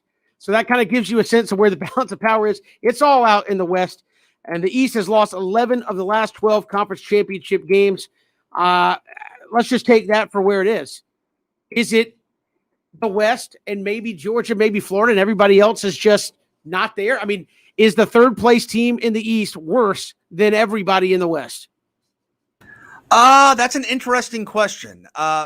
Potentially, because you look at the SEC West, and I know this is a segment on the SEC East, but you go Alabama, A&M, LSU, Auburn, Arkansas, Mississippi State. I mean, Mississippi State or Arkansas are probably picked at the bottom, and I think they would be, probably at worst, maybe fourth in the East. I mean, I think a couple of things about the East. First and foremost, I think people are writing off Florida way too early. And I understand, Ben, that you're talking about Kyle Trask, Kyle Pitts. I mean, you're talking about some of the best players in program history. I get that. But I also think Dan Mullen has proven that he's one of the best coaches in the country, and that Florida is a program that is going to be able to have sustained success moving forward. I think Emory Jones, a couple of years in the system, recruited by Mullen, is poised for a banner season. We don't talk about this a lot because it's so easy to get caught up in the incredible numbers that Trask and Tony and Pitts put up. But Florida literally had stretches of their season where they not only could they not run the football, they didn't even try. And I think that put a lot of pressure on Florida's defense, on Florida's offensive line. I think you're going to see a balanced Florida team this year. Now, does that mean I think they're going to be better than last season where you were in the season late as a college football playoff contender? No. But I've seen some pundits say, well, could Missouri or Kentucky hop Florida? I don't see that. And I think if you're thinking Florida is going to be kind of top 25 in the 20 to 25 range, I would disagree with that. I think you're talking about a top 15 team that has the potential to be top 10. I think the Gators are going to be a lot better defensively. And then for me, I do think Missouri and Kentucky are viable teams. And I think the team to keep an eye on is Mizzou as that third team, because you bring back 2 potential first-round picks along the defensive line. You bring back experience up front. You're one of the few teams, Ben, in the entire league that has a returning starter at quarterback. So Eli Drinkwitz exceeded expectations last year with a very difficult schedule. I think in year 2, they might be a little more cohesive, consistent. Clearly the SEC West is better and it's not close. But I do think if you're just thinking it's going to be Georgia and then everybody else is just waving as the dogs ride by saying, hey, you guys enjoy Atlanta, I think there's more to this division than that. Yeah, I mean, it's always going to lean heavy towards the West. I mean, not surprise, but the strength of any league always comes down to who is the worst, of that league. Vanderbilt, Tennessee, Vanderbilt and Tennessee is going to be the ones trying to bring up the rear in the SEC East, which, I mean, the fact that we're not talking about Tennessee, it's one of the premier programs in the East. It shows they've been in the retooling process for like the last, 10 years now, maybe even longer than that. But, I mean, when we start talking about, how good can the East be, that Georgia, okay, you got Georgia, then Florida's going to be right there. You talking about Mizzou, BJ, and what Eli Drinkwitz was able to do in his first year. We don't know what South Carolina. You just don't know. South Carolina is good enough to compete with anybody, and they're good enough to lose. And because you don't know, that makes them a dangerous team. Now you start talking about Kentucky. Kentucky is always going to be 3 things with Kentucky: good defense, good offensive line. Can they throw the football consistently? Can they throw the football to where, like BJ, what Florida lacked running the football is what Kentucky lacks throwing the football. You got to, and Kentucky usually plays Florida the best out of everybody in the East, not named Georgia. It's always going to be, can the East pull its weight? Yes, we understand that LSU with what they did in 2019. Well, before 2019, LSU was a mid-tier program in the West. They hadn't beat Alabama for the last 10 7-8 years in a row, but in the SEC West. Obviously, you got Alabama. Obviously, you got Texas A&M. You know, you always got Ole Miss. Mississippi State, and you always gonna have Arkansas bringing up the rear. But can the East be good as a whole? Because that's what you grouped on. It's not just what the Floridas do. What does Georgia do? Can the East play well as their side? Because everybody was saying with the SEC getting ready to expand here in a couple of years, how many teams in the East can say they was even good enough before it expanded? Because let's face it, if you can't do it now without Texas and Oklahoma, it's going to be even a steeper hill to climb once they get there. But I do think that you're going to need, for me, bigger than the Floridas and the Georgias, you're going to need Tennessee to be more consistent because they're one of the blue bloods. I'm sorry, but Missouri shouldn't be one of the best schools. They only been in the league, 7-8 years. It shouldn't be. I mean, the Kentucky team, while Coach Stoops has done an incredible job, I mean, Kentucky should be trying to make sure that they get the 6 wins. And, well, Vanderbilt is Vanderbilt. That's about the best you're going to say about them. So you're going to need Tennessee to be more competitive. You can't have the curious case of the South Carolina Gamecocks because what type of team are they going to be, not just what type of offense they're going to run. And if Florida and Georgia can continue to be, Georgia's going to continue to be who they are from recruiting, you're going to need more teams to be a part of this entire group because I know what it's like. No one says anything when Alabama's winning in the whole thing because they say, hey, we in the West. But they be beating the brakes off of everybody in the West. But if you put Texas A&M, LSU, or Auburn in the East, it'll be a total different story. So, yes, I'm going to need the rest of the East to pull their weight. Can't just be happy to be there. You got to actually go out there and compete. I do agree 100%, though, Kevin, just quickly about Tennessee. Tennessee, it's almost like we forget how big of a program this is. Won a national championship in the late 90s. Won a national championship this generation. You're talking about a program that right then when you were at Florida was one of the leading programs in all of college football, and they've just struggled so mightily. And I think that's where the void is. It's like you look at the East, and when you run through sort of the projections in your head, you go Georgia, all right, Florida, all right, and then you're looking around, and Tennessee just has so many questions. I mean, what they lose? 30 guys to the transfer portal, a reset of your coaching staff, obviously. I think that's where the biggest question mark is because when you look out west, for the most part, the traditional powers are traditional powers. Alabama's Alabama. LSU, even though they might not have, kind of that Alabama history, for the last 20 years, for the most part, they've been national contenders. A&M was 5th in the country last year. They were the first team out of the playoff. Auburn is Auburn. Auburn won a national title in 10, played for a national title in 13, and they've at least been kind of New Year's 6 good within the last couple of years.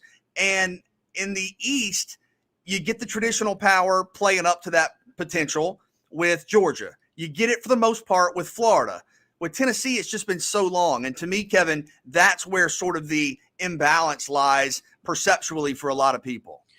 Yeah, and you look at what they had put out there for Georgia, projected wins at 9.8, so basically 10 wins out there for Georgia, 6.6 in the SEC, so like a 7-1 projected mark there. They're favored in terms of the likely wins category in pretty much every game except 2 where you have a relative toss-up. Slightly favored against Florida, and Clemson just a 40% projected win chance, no likely losses. So most everybody, they're 60% or higher probability rating in pretty much all of their games out there. It really seems like things, even despite their questions, set up for Georgia if they simply go out and take care of business. Now, I know you have under Kirby Smart some of those games that just don't make any sense, a la South Carolina a couple years ago where you're going, like, literally no reason to lose that game.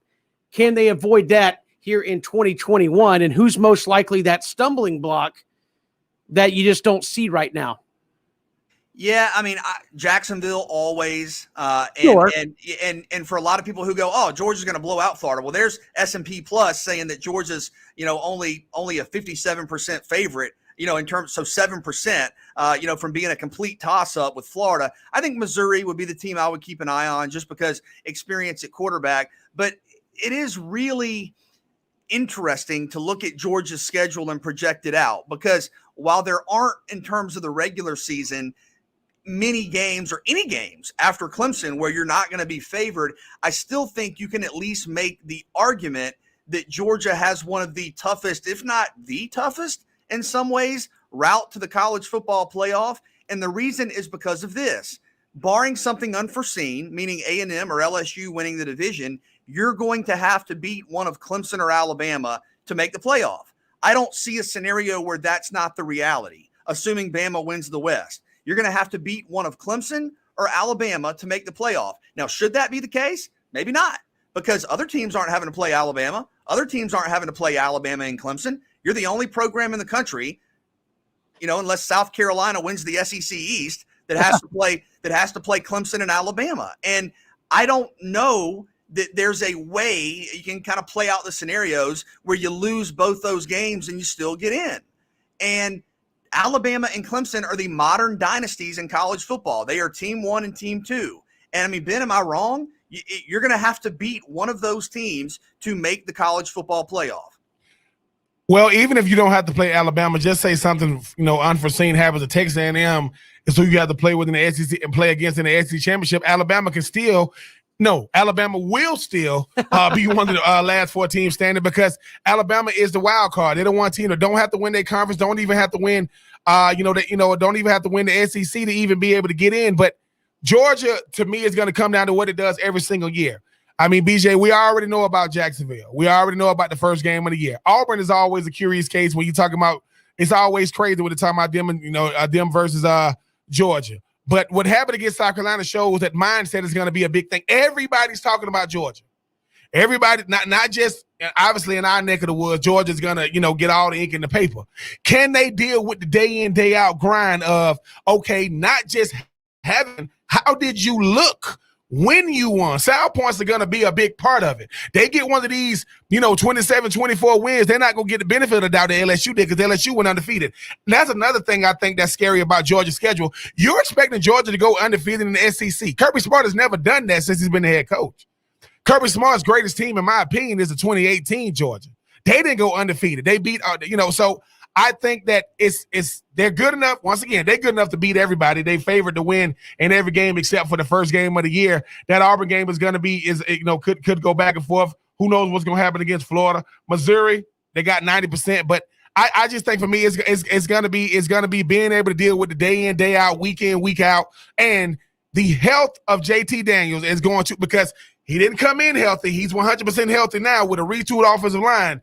Even if he's there every game, I mean, how efficient can he be? Because he's going to get beat up. Game 1 ain't the same as game 10 and 11. Now you're trying to count healthy bodies. But, if Georgia can if Georgia can have even a win or, a really, really good loss against Clemson, that might be momentum. But, BJ, when you one of the teams, the reason why you say it ain't fair, it don't supposed to be fair. Georgia's one of the only teams, one of the, 8 teams maybe, that got a shot to even be in the college football playoff.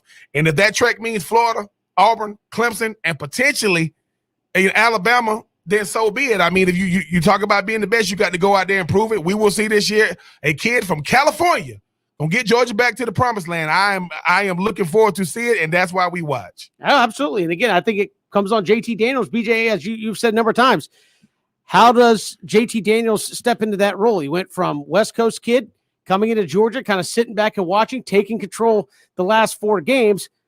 Played fairly well, but now full-time starter, nobody really pushing you for that role. And you said the other day, he is like one of the favorites, if not the favorite, for the Heisman Trophy right now. So everybody's talking about him in that vein. You're talking about getting Georgia to the playoffs and playing for a national championship. There's a lot of expectation riding on JT Daniels after just a 4-game sample size a season ago. And he seems very comfortable with it, very confident. Christian obviously had a chance to chat with him over in Birmingham and seemed to embrace those expectations. And I think that's what you want from any player, to say, hey, this is expected of me. All right, let's do it. But yeah, think about this season compared to last season for JT Daniels, or seasons before that when he wasn't even on this team. Now you're not only talking about potentially being the quarterback for a title winning team,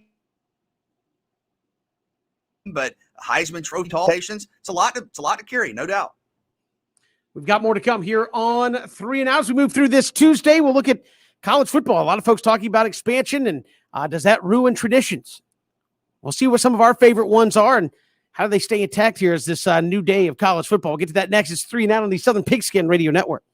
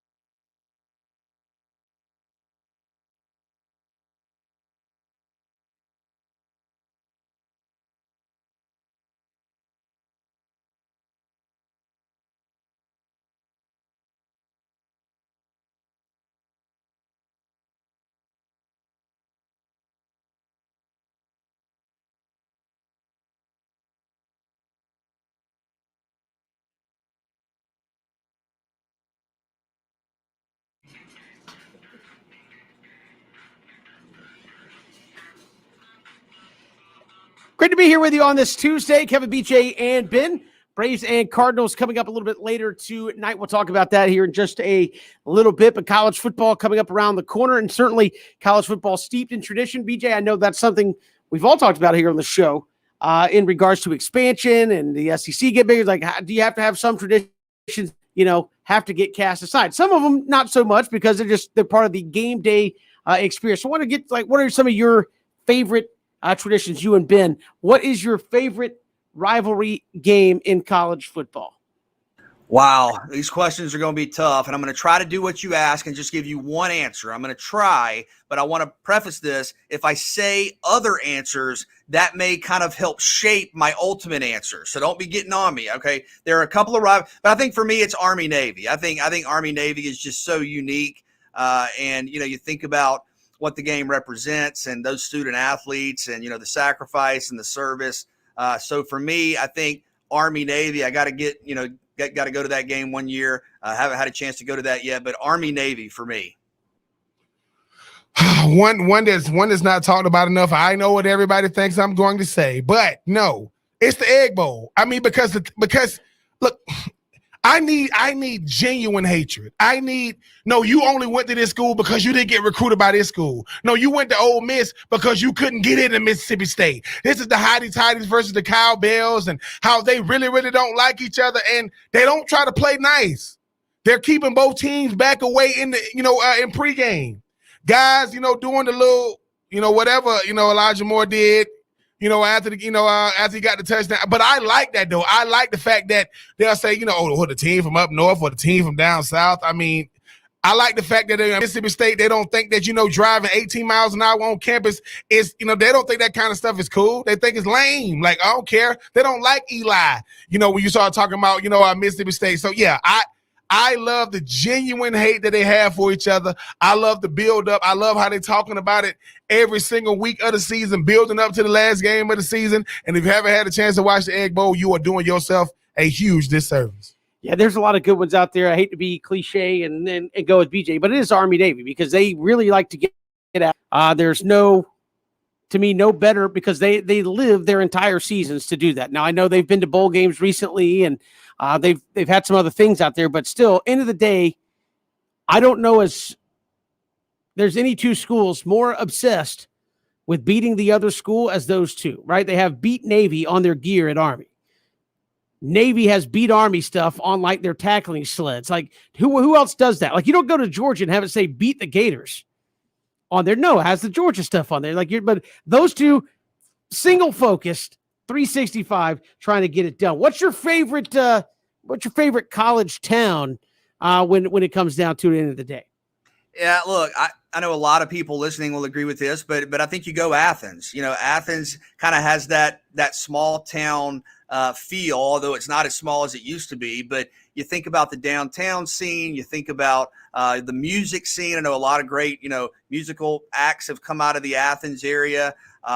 It obviously isn't a small town on game day with 90,000 extra people there, but I think there's kind of a neat feel to Athens, the classic city, and the University of Georgia is such a big part of that. But to me, when I think about a traditional college town, I think about Athens, Georgia.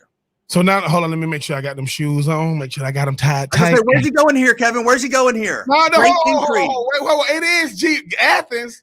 Man, where they gonna meet up at? Let's meet up in the parking lot. I mean, I'll be the one waving at you saying it's me. No, it is Gainesville, BJ. I'm just saying you ain't been to Gainesville in a minute. Coach Purdy got his own restaurant down there now. We got a nationally recognized brands. I'm not gonna say them on the air, but we got nationally recognized brand. 13th Street, University Ave. All I'm saying is when you look at the fact that at the end of the day you want something that the only reason why you're gonna stop is because of the University of Florida. You have no reason to stop.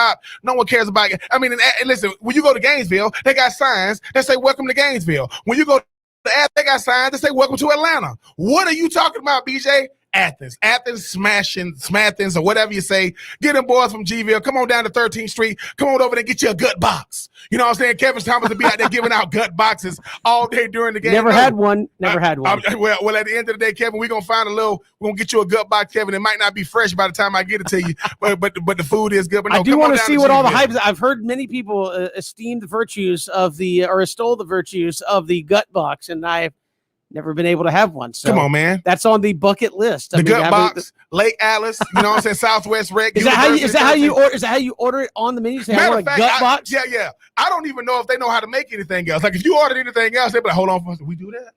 Man, hey, listen, so we only got gut boxes. Everything else on this menu is just fluff. That's the best name for a combo meal you can possibly have.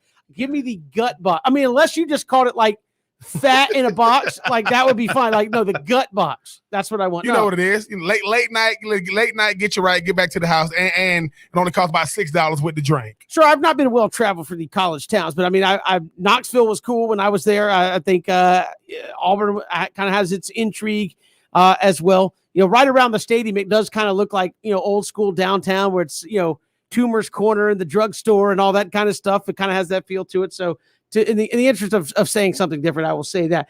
Favorite live mascot?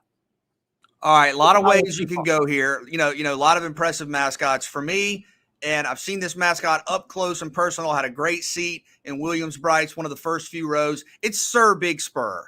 Now, who is Sir Big Spur? You might be going, wait, what about Cocky? Right, they have Cocky. Cocky's a great mascot, but you also have Sir Big Spur, who's an actual gamecock, and he's out there. He'll do the little cock-a-doodle do. You know, he'll get fired up. He will.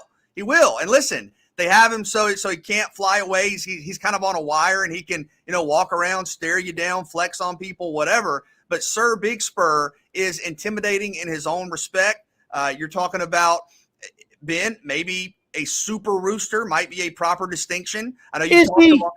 He is. Look, Ben's talked for years about the super rooster phenomenon, and they have kind of a different aura. And I think that's the case with Sir Big Spur. And when he speaks up, you hear him. It's like that's a distinct sound, right? It's like dogs bark, but you know, a lot of the barks sound the same. Listen, this is a mascot that makes a noise that stands out.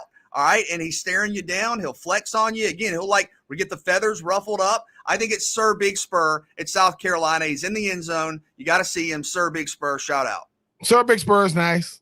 I mean, you know what was it the Eagle at Georgia Southern Freedom? Is his name Freedom? No. I mean, and that is impressive. Sir Big Spur Freedom, you know. No, it's Ralphie. I thought he was going to say Al Gator. No, absolutely. No, it's Ralphie. The Colorado, listen, there is a buffalo. Most people have never seen a buffalo in person. They've seen like statues, like, oh, they've seen one at a zoo. No, just imagine when, listen, the most pressure in your life is when you are one, I think it's like 8 guys, 4 on each side saying, all right, fellas, are you guys ready to get? They used to make the guys that run out with Ralphie wear boots. No, boy, if you don't put on no tennis shoes, because we got to get it. And this is what they tell them. Listen, I love all of y'all because you might not make it back. What you mean? When it's time for us to get out there, Ralphie is an impressive animal. A buffalo running as fast as it can. And when he's running, I don't know where all the other people are coming from. Like, I don't know if they reserve, like just in case somebody fall off, you got to be ready to pick up the slack. But he might start with 8 people, might end up being with 1, but give me Ralphie, the Colorado Buff. I'm just saying. Oh, yeah, they're holding on for dear life. I'm just saying, amazing. Ralphie hates it. Ralphie hates home games. He like, it's Ralphie. What? He loves home games. Yeah, okay. Listen, all I'm saying is if you're an intern or you went to Colorado because you want to, you know what I'm saying? I want to be one of the handlers of Ralphie. Ralphie is an impressive beast. I mean, Sir Big Spur beast, I know he got his little wire and I know everybody's scared to death when Freedom flying around, pulse, and like, oh God, don't let this thing land on my head. But it's Ralphie. It's a 2,000-pound machine running as fast as it raging can. beast running all over the stadium. I mean, that would be fun to try. Again, that's in my younger days, maybe to try to hold on to one of them things and just run. I probably wouldn't make the turn. I'd go down one part of the field, be like, all right, whoa. Just to confirm, in your younger days, you would have tried to control Ralphie? That's what you're saying? No, not by myself. There's like 6 other dudes, but I would have held one of the little reins and tried to run. I probably would have been one of the guys on video eating it, and they're like, he's getting loose. Like, no. But I think I would have tried it. But I think Bevo's a good one. I like because he's the Texas Longhorn. He doesn't really do anything, but, that's kind of an interesting one. He just kind of stands there and chills. I don't think he runs. He didn't get to run out on the field or anything. That'd be one. All right, favorite stadium entrance in terms of college traditions? I've seen a couple of these live. The hill at Clemson is really impressive. Miami with the smoke there's a mystique there, but I think it's Chief Osceola and Renegade at Florida State. Ben, I know you've seen that live as well. You run out or you ride out on the horse on Renegade, and Chief Osceola has the spear, which is on fire. It's literally on fire. Renegade kind of jumps up, and Chief Osceola throws the spear in the ground. When he comes out, the energy in the stadium, very impressive, very cool tradition. I mean, BJ, I know you kind of breeze past it, but it is Miami with the smoke. I mean, Virginia Tech got the longest entrance. I mean, it takes them 45 minutes. They go to break by 3-4 times. They still walk into the stadium, but no, it is Miami in the smoke. It's Phil Collins. I can feel it. I mean, I was there. I played Miami at night. They were playing Phil Collins. Yeah, they was listen. ABC at night. I mean, exactly. Lynn Swan over there getting his makeup done, walk up to me saying, "Hey man, we're looking forward to watching you play." And next thing you know, you hear that, "I remember," and cats out there really singing that thing. Then all of a sudden you see the smoke and they come out, you going, "Whoo!" And they go, "May he rest in peace." That goes Sean Taylor looking like a linebacker with 26 with that visor on, knocking the hell out of people, including myself. But yes, Miami with the smoke. BJ, does it get much better than that? Cats coming out there throwing up the X's. Hey man, give me Miami with the smoke. Phil Collins all day. I kind of like the Tennessee Power T. I thought that was kind of different. Enter Sandman at Virginia Tech. I mean, they go nuts for that. So I guess that's kind of cool. Just but in terms of just the straight up 100,000 people getting excited about Tennessee coming out there, especially lately when, hey, we're running through the Power T, about to get leadership reps, and hope we keep it close at the end of the day. But that was probably my favorite one. Favorite tailgate scene you've been around? Have been to Auburn a couple of times, and they were just out there way early as far as the eye can see. Really enjoyed my time out on the plains at Auburn, and nice folks welcome you to come take part in the tailgates. Really enjoyed my time at Auburn. They know what they're doing. I would go South Carolina. I mean, when you're driving through Columbia and you seeing all this, I mean, drove by, we driving by, we look. They did a whiteout one time, which was crazy. I mean, you got literally everybody's wearing white, from, people trying to get their cars painted white till it was crazy. Then they did the blackout. We drive by, we look over to the left. They got a people that's like at a funeral with a gator head sticking out, and they all turn like they all knew when our bus was there, and they all turn and look at us. I'm like, first and foremost, y'all need to get a life. Number two, that is incredible. The fact that y'all are having a funeral, sorry that y'all as fans are not going to be able to have anything to do with on the field. But yeah, South Carolina, Columbia on a Saturday afternoon is incredible. But I also in college, before I went to college, I was blessed enough to go to Orangeburg. I went to South Carolina State. Let me tell you something. You are not allowed to walk through the parking lot without a plate of food in your hand. Literally. We walking through, somebody say, I just heard a lady say, y'all need to come over here to get y'all something to eat. Now we good. She said, no, you're not good, man. Next thing you know, going to the stadium, the reason why ain't nobody buying no concessions, because, I got ketchup stains all over my shirt already. But yeah, South Carolina State, they do it big in Orangeburg, and in Columbia, they do it big with them Gamecocks. That might have sold me on that. Just you got to walk around with a plate of food. They get offended if you're walking around with no food in your hand. Like, come on, man, you come out here to get full. Some of the best chili I've had since in my life, and I was a young boy back then, but it was delicioso. Hey, very, very cool, man. And then I know. I hate to repeat answers, but I thought Tennessee when I was there was pretty cool, because you have on land tailgating and in the water tailgating. I think Baylor might be another one where you can kind of have an opportunity to tailgate on land and I guess boatgate, if you will, at the same time. All right, favorite in-game atmosphere where? Clemson at night, breathtaking. The stadium is so loud, the way it's structured, so much orange everywhere. For me, Clemson. Death Valley. The other Death Valley in LSU, that student section is crazy.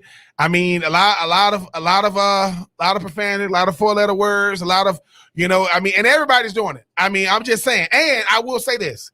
They love their artists in Louisiana. So if Lil Wayne's playing, grandma, grandpa, they know all the words, throwing up the gang signs, man. It was a beautiful thing. It was beautiful.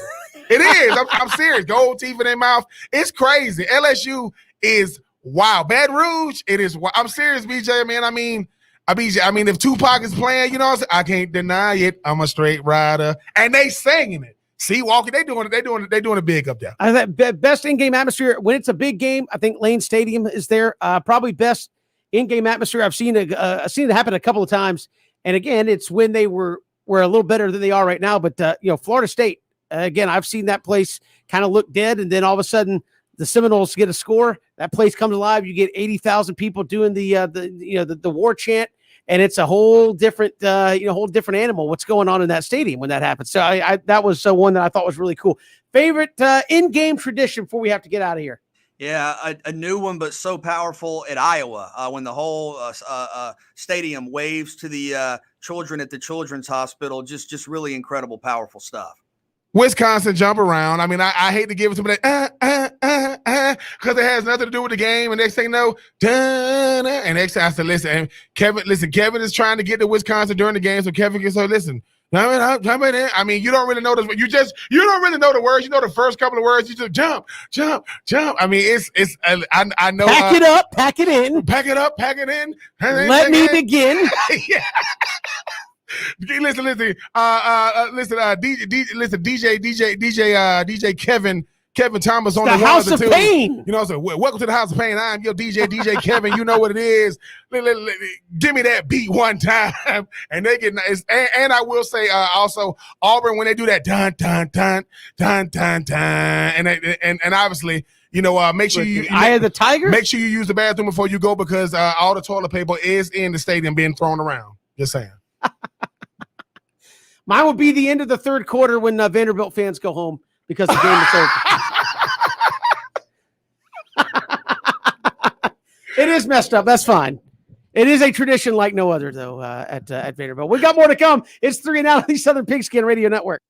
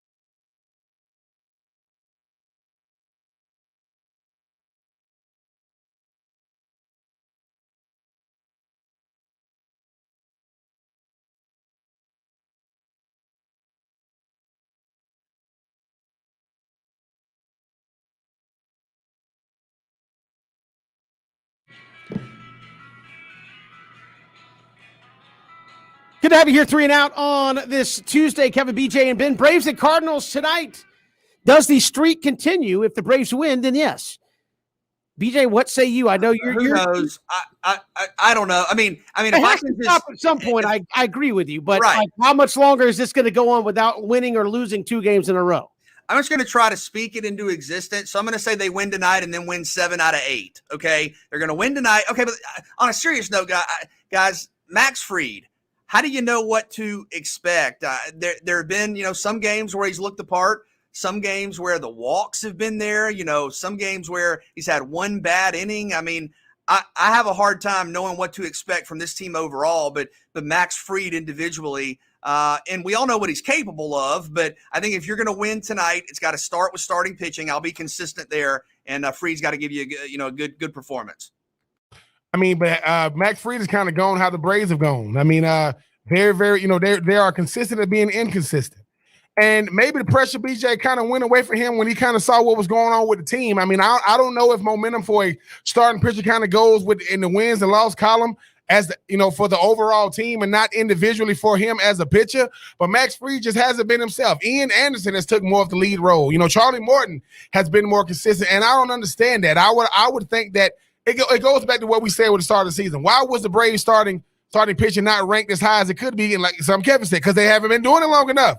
They've given us some great sample sizes, none greater than last year, in the postseason. But if it doesn't carry over, it's like when Alabama loses, everybody's shocked. It's like with Clayton Kershaw, people just going crazy on him and hitting a bunch of home runs. Everybody's shocked. With Max Fried, you've shown some signs of brilliance. And BJ, you said something that I think is the most dangerous word when it comes to sports: potential. Everybody has it. Can you live up to it on a consistent level? Are you living up to this, the potential that you have? I do like Max Fried. I want him to do well. Obviously, I want him to go out there and pitch lights out. But he's either really, really good or really, really bad, like very, very hot and cold. I cannot deal with the walks. I can understand if you just, pitching it right down the plate, and guys just, hitting all over the yard. But make sure a guy has to be competitive to get on base. Don't just throw 4 balls. You're a freaking professional pitcher. But I do hope Max Fried kind of gets it together, because you need an alpha dog on every team as far as like your starting pitcher. Who's the guy that you just, he's in the lineup, guaranteed win, no matter what we do offensively. And now Max Fried needs more help offensively than Ian Anderson does, than maybe even a Charlie Morton does. And I think that's what's scary, because he knows it. We know that he was supposed to be the guy. Hasn't been that. And I'm over here talking like I used to be a pitcher, but I just know that for me, you're gonna have to get down to being more consistent, because that's what's lacking on this team. Consistently. As you say, BJ, they'll go out there and score 15 runs. Next game, they'll lose 2-1. You say, did we waste those runs? Don't waste a start. Because, obviously starting pitchers, they get, 30 starts a year, Kevin, I think, something like that. So, for me, you got to go out there and show why you're the guy moving forward. Because if this Brave team is fighting to win the NL East and have postseason aspirations, this guy that's going to start in the playoffs is going to be Max Fried. You don't want to be starting because of who you are. You want to be starting because of how you're playing, and hopefully that can start tonight. Well, I think Mark Bowman had an interesting stat talking about the Braves here. Since June 17th, when they played the St. Louis Cardinals, the Braves starting rotation's ERA is 3.36 over 41 games. That is only behind the Brewers, who you just lost to, the Dodgers, and the Oakland A's. So there's some signs that maybe the pitching is coming around here a little bit. We'll see if the offense does some interesting things tonight. I know Christian came in when they posted the lineup tonight and said, why is Kevin Smith playing? But he is in there. Jock Peterson batting 7th tonight, not leadoff. Ozzie Albies batting leadoff. Jorge Soler moves up to the 2 spot. So a little bit of something different to try to generate maybe some more consistent offense tonight from Brian Snitker, although I know a lot of people look at Kevin Smith getting the start and say, why is he back there? Well, Kevin, Ozzie's had a great year, obviously, has really produced their batting second. What are your thoughts just quickly on Ozzie moving to the top of the lineup? Well, again, I think sometimes it's just mindset. You're out there to get the game started off on a good note, having a good quality at bat. I know sometimes Ozzie has a propensity to swing at the first pitch, not necessarily work account and have a quality at bat. I think leadoff guy, you're out there to try to get things going. Soler in the 2 spot for a guy that's been hitting 192 before he came to the Braves, kind of an interesting move. But maybe a guy batting in front of Freddie Freeman will see some better pitching and can get him going. So we'll see how it works. Again, I think nothing hurt in a 1-game sample size to see kind of how it works and continue with playing forward. I know the Braves are going to see a lot of left-handed pitching in this series as well. So we'll see what Brian Snitker does. I think you say, why is he tinkering so much? You can't get consistency. Well, I think that's why he's tinkering so much, because his team offensively hasn't been consistent. And again, I hope the streak continues for one more day, win, one, lose, because today would be the win one game. And then I really wish they would win 2 in a row or something, just try to get some momentum going, because the Mets are doing nothing. The Phillies are doing nothing. I mean, again, if the Mets and Phillies had played to some of their potential, this would be over already. This wouldn't have even been a case for Alex Anthopoulos at the trade line to go out and make moves. But the teams in front of you are waiting for you to do something. I mean, they're basically sitting there saying, Braves, please take it from us. And you haven't been able to do it. So hopefully they get that going tonight. We got to step aside. Braves and Cardinals, though, coming up a little bit later. We'll have pregame coverage starting at 7 o'clock this evening. This is 3 and Out on the Southern Pigskin Radio Network.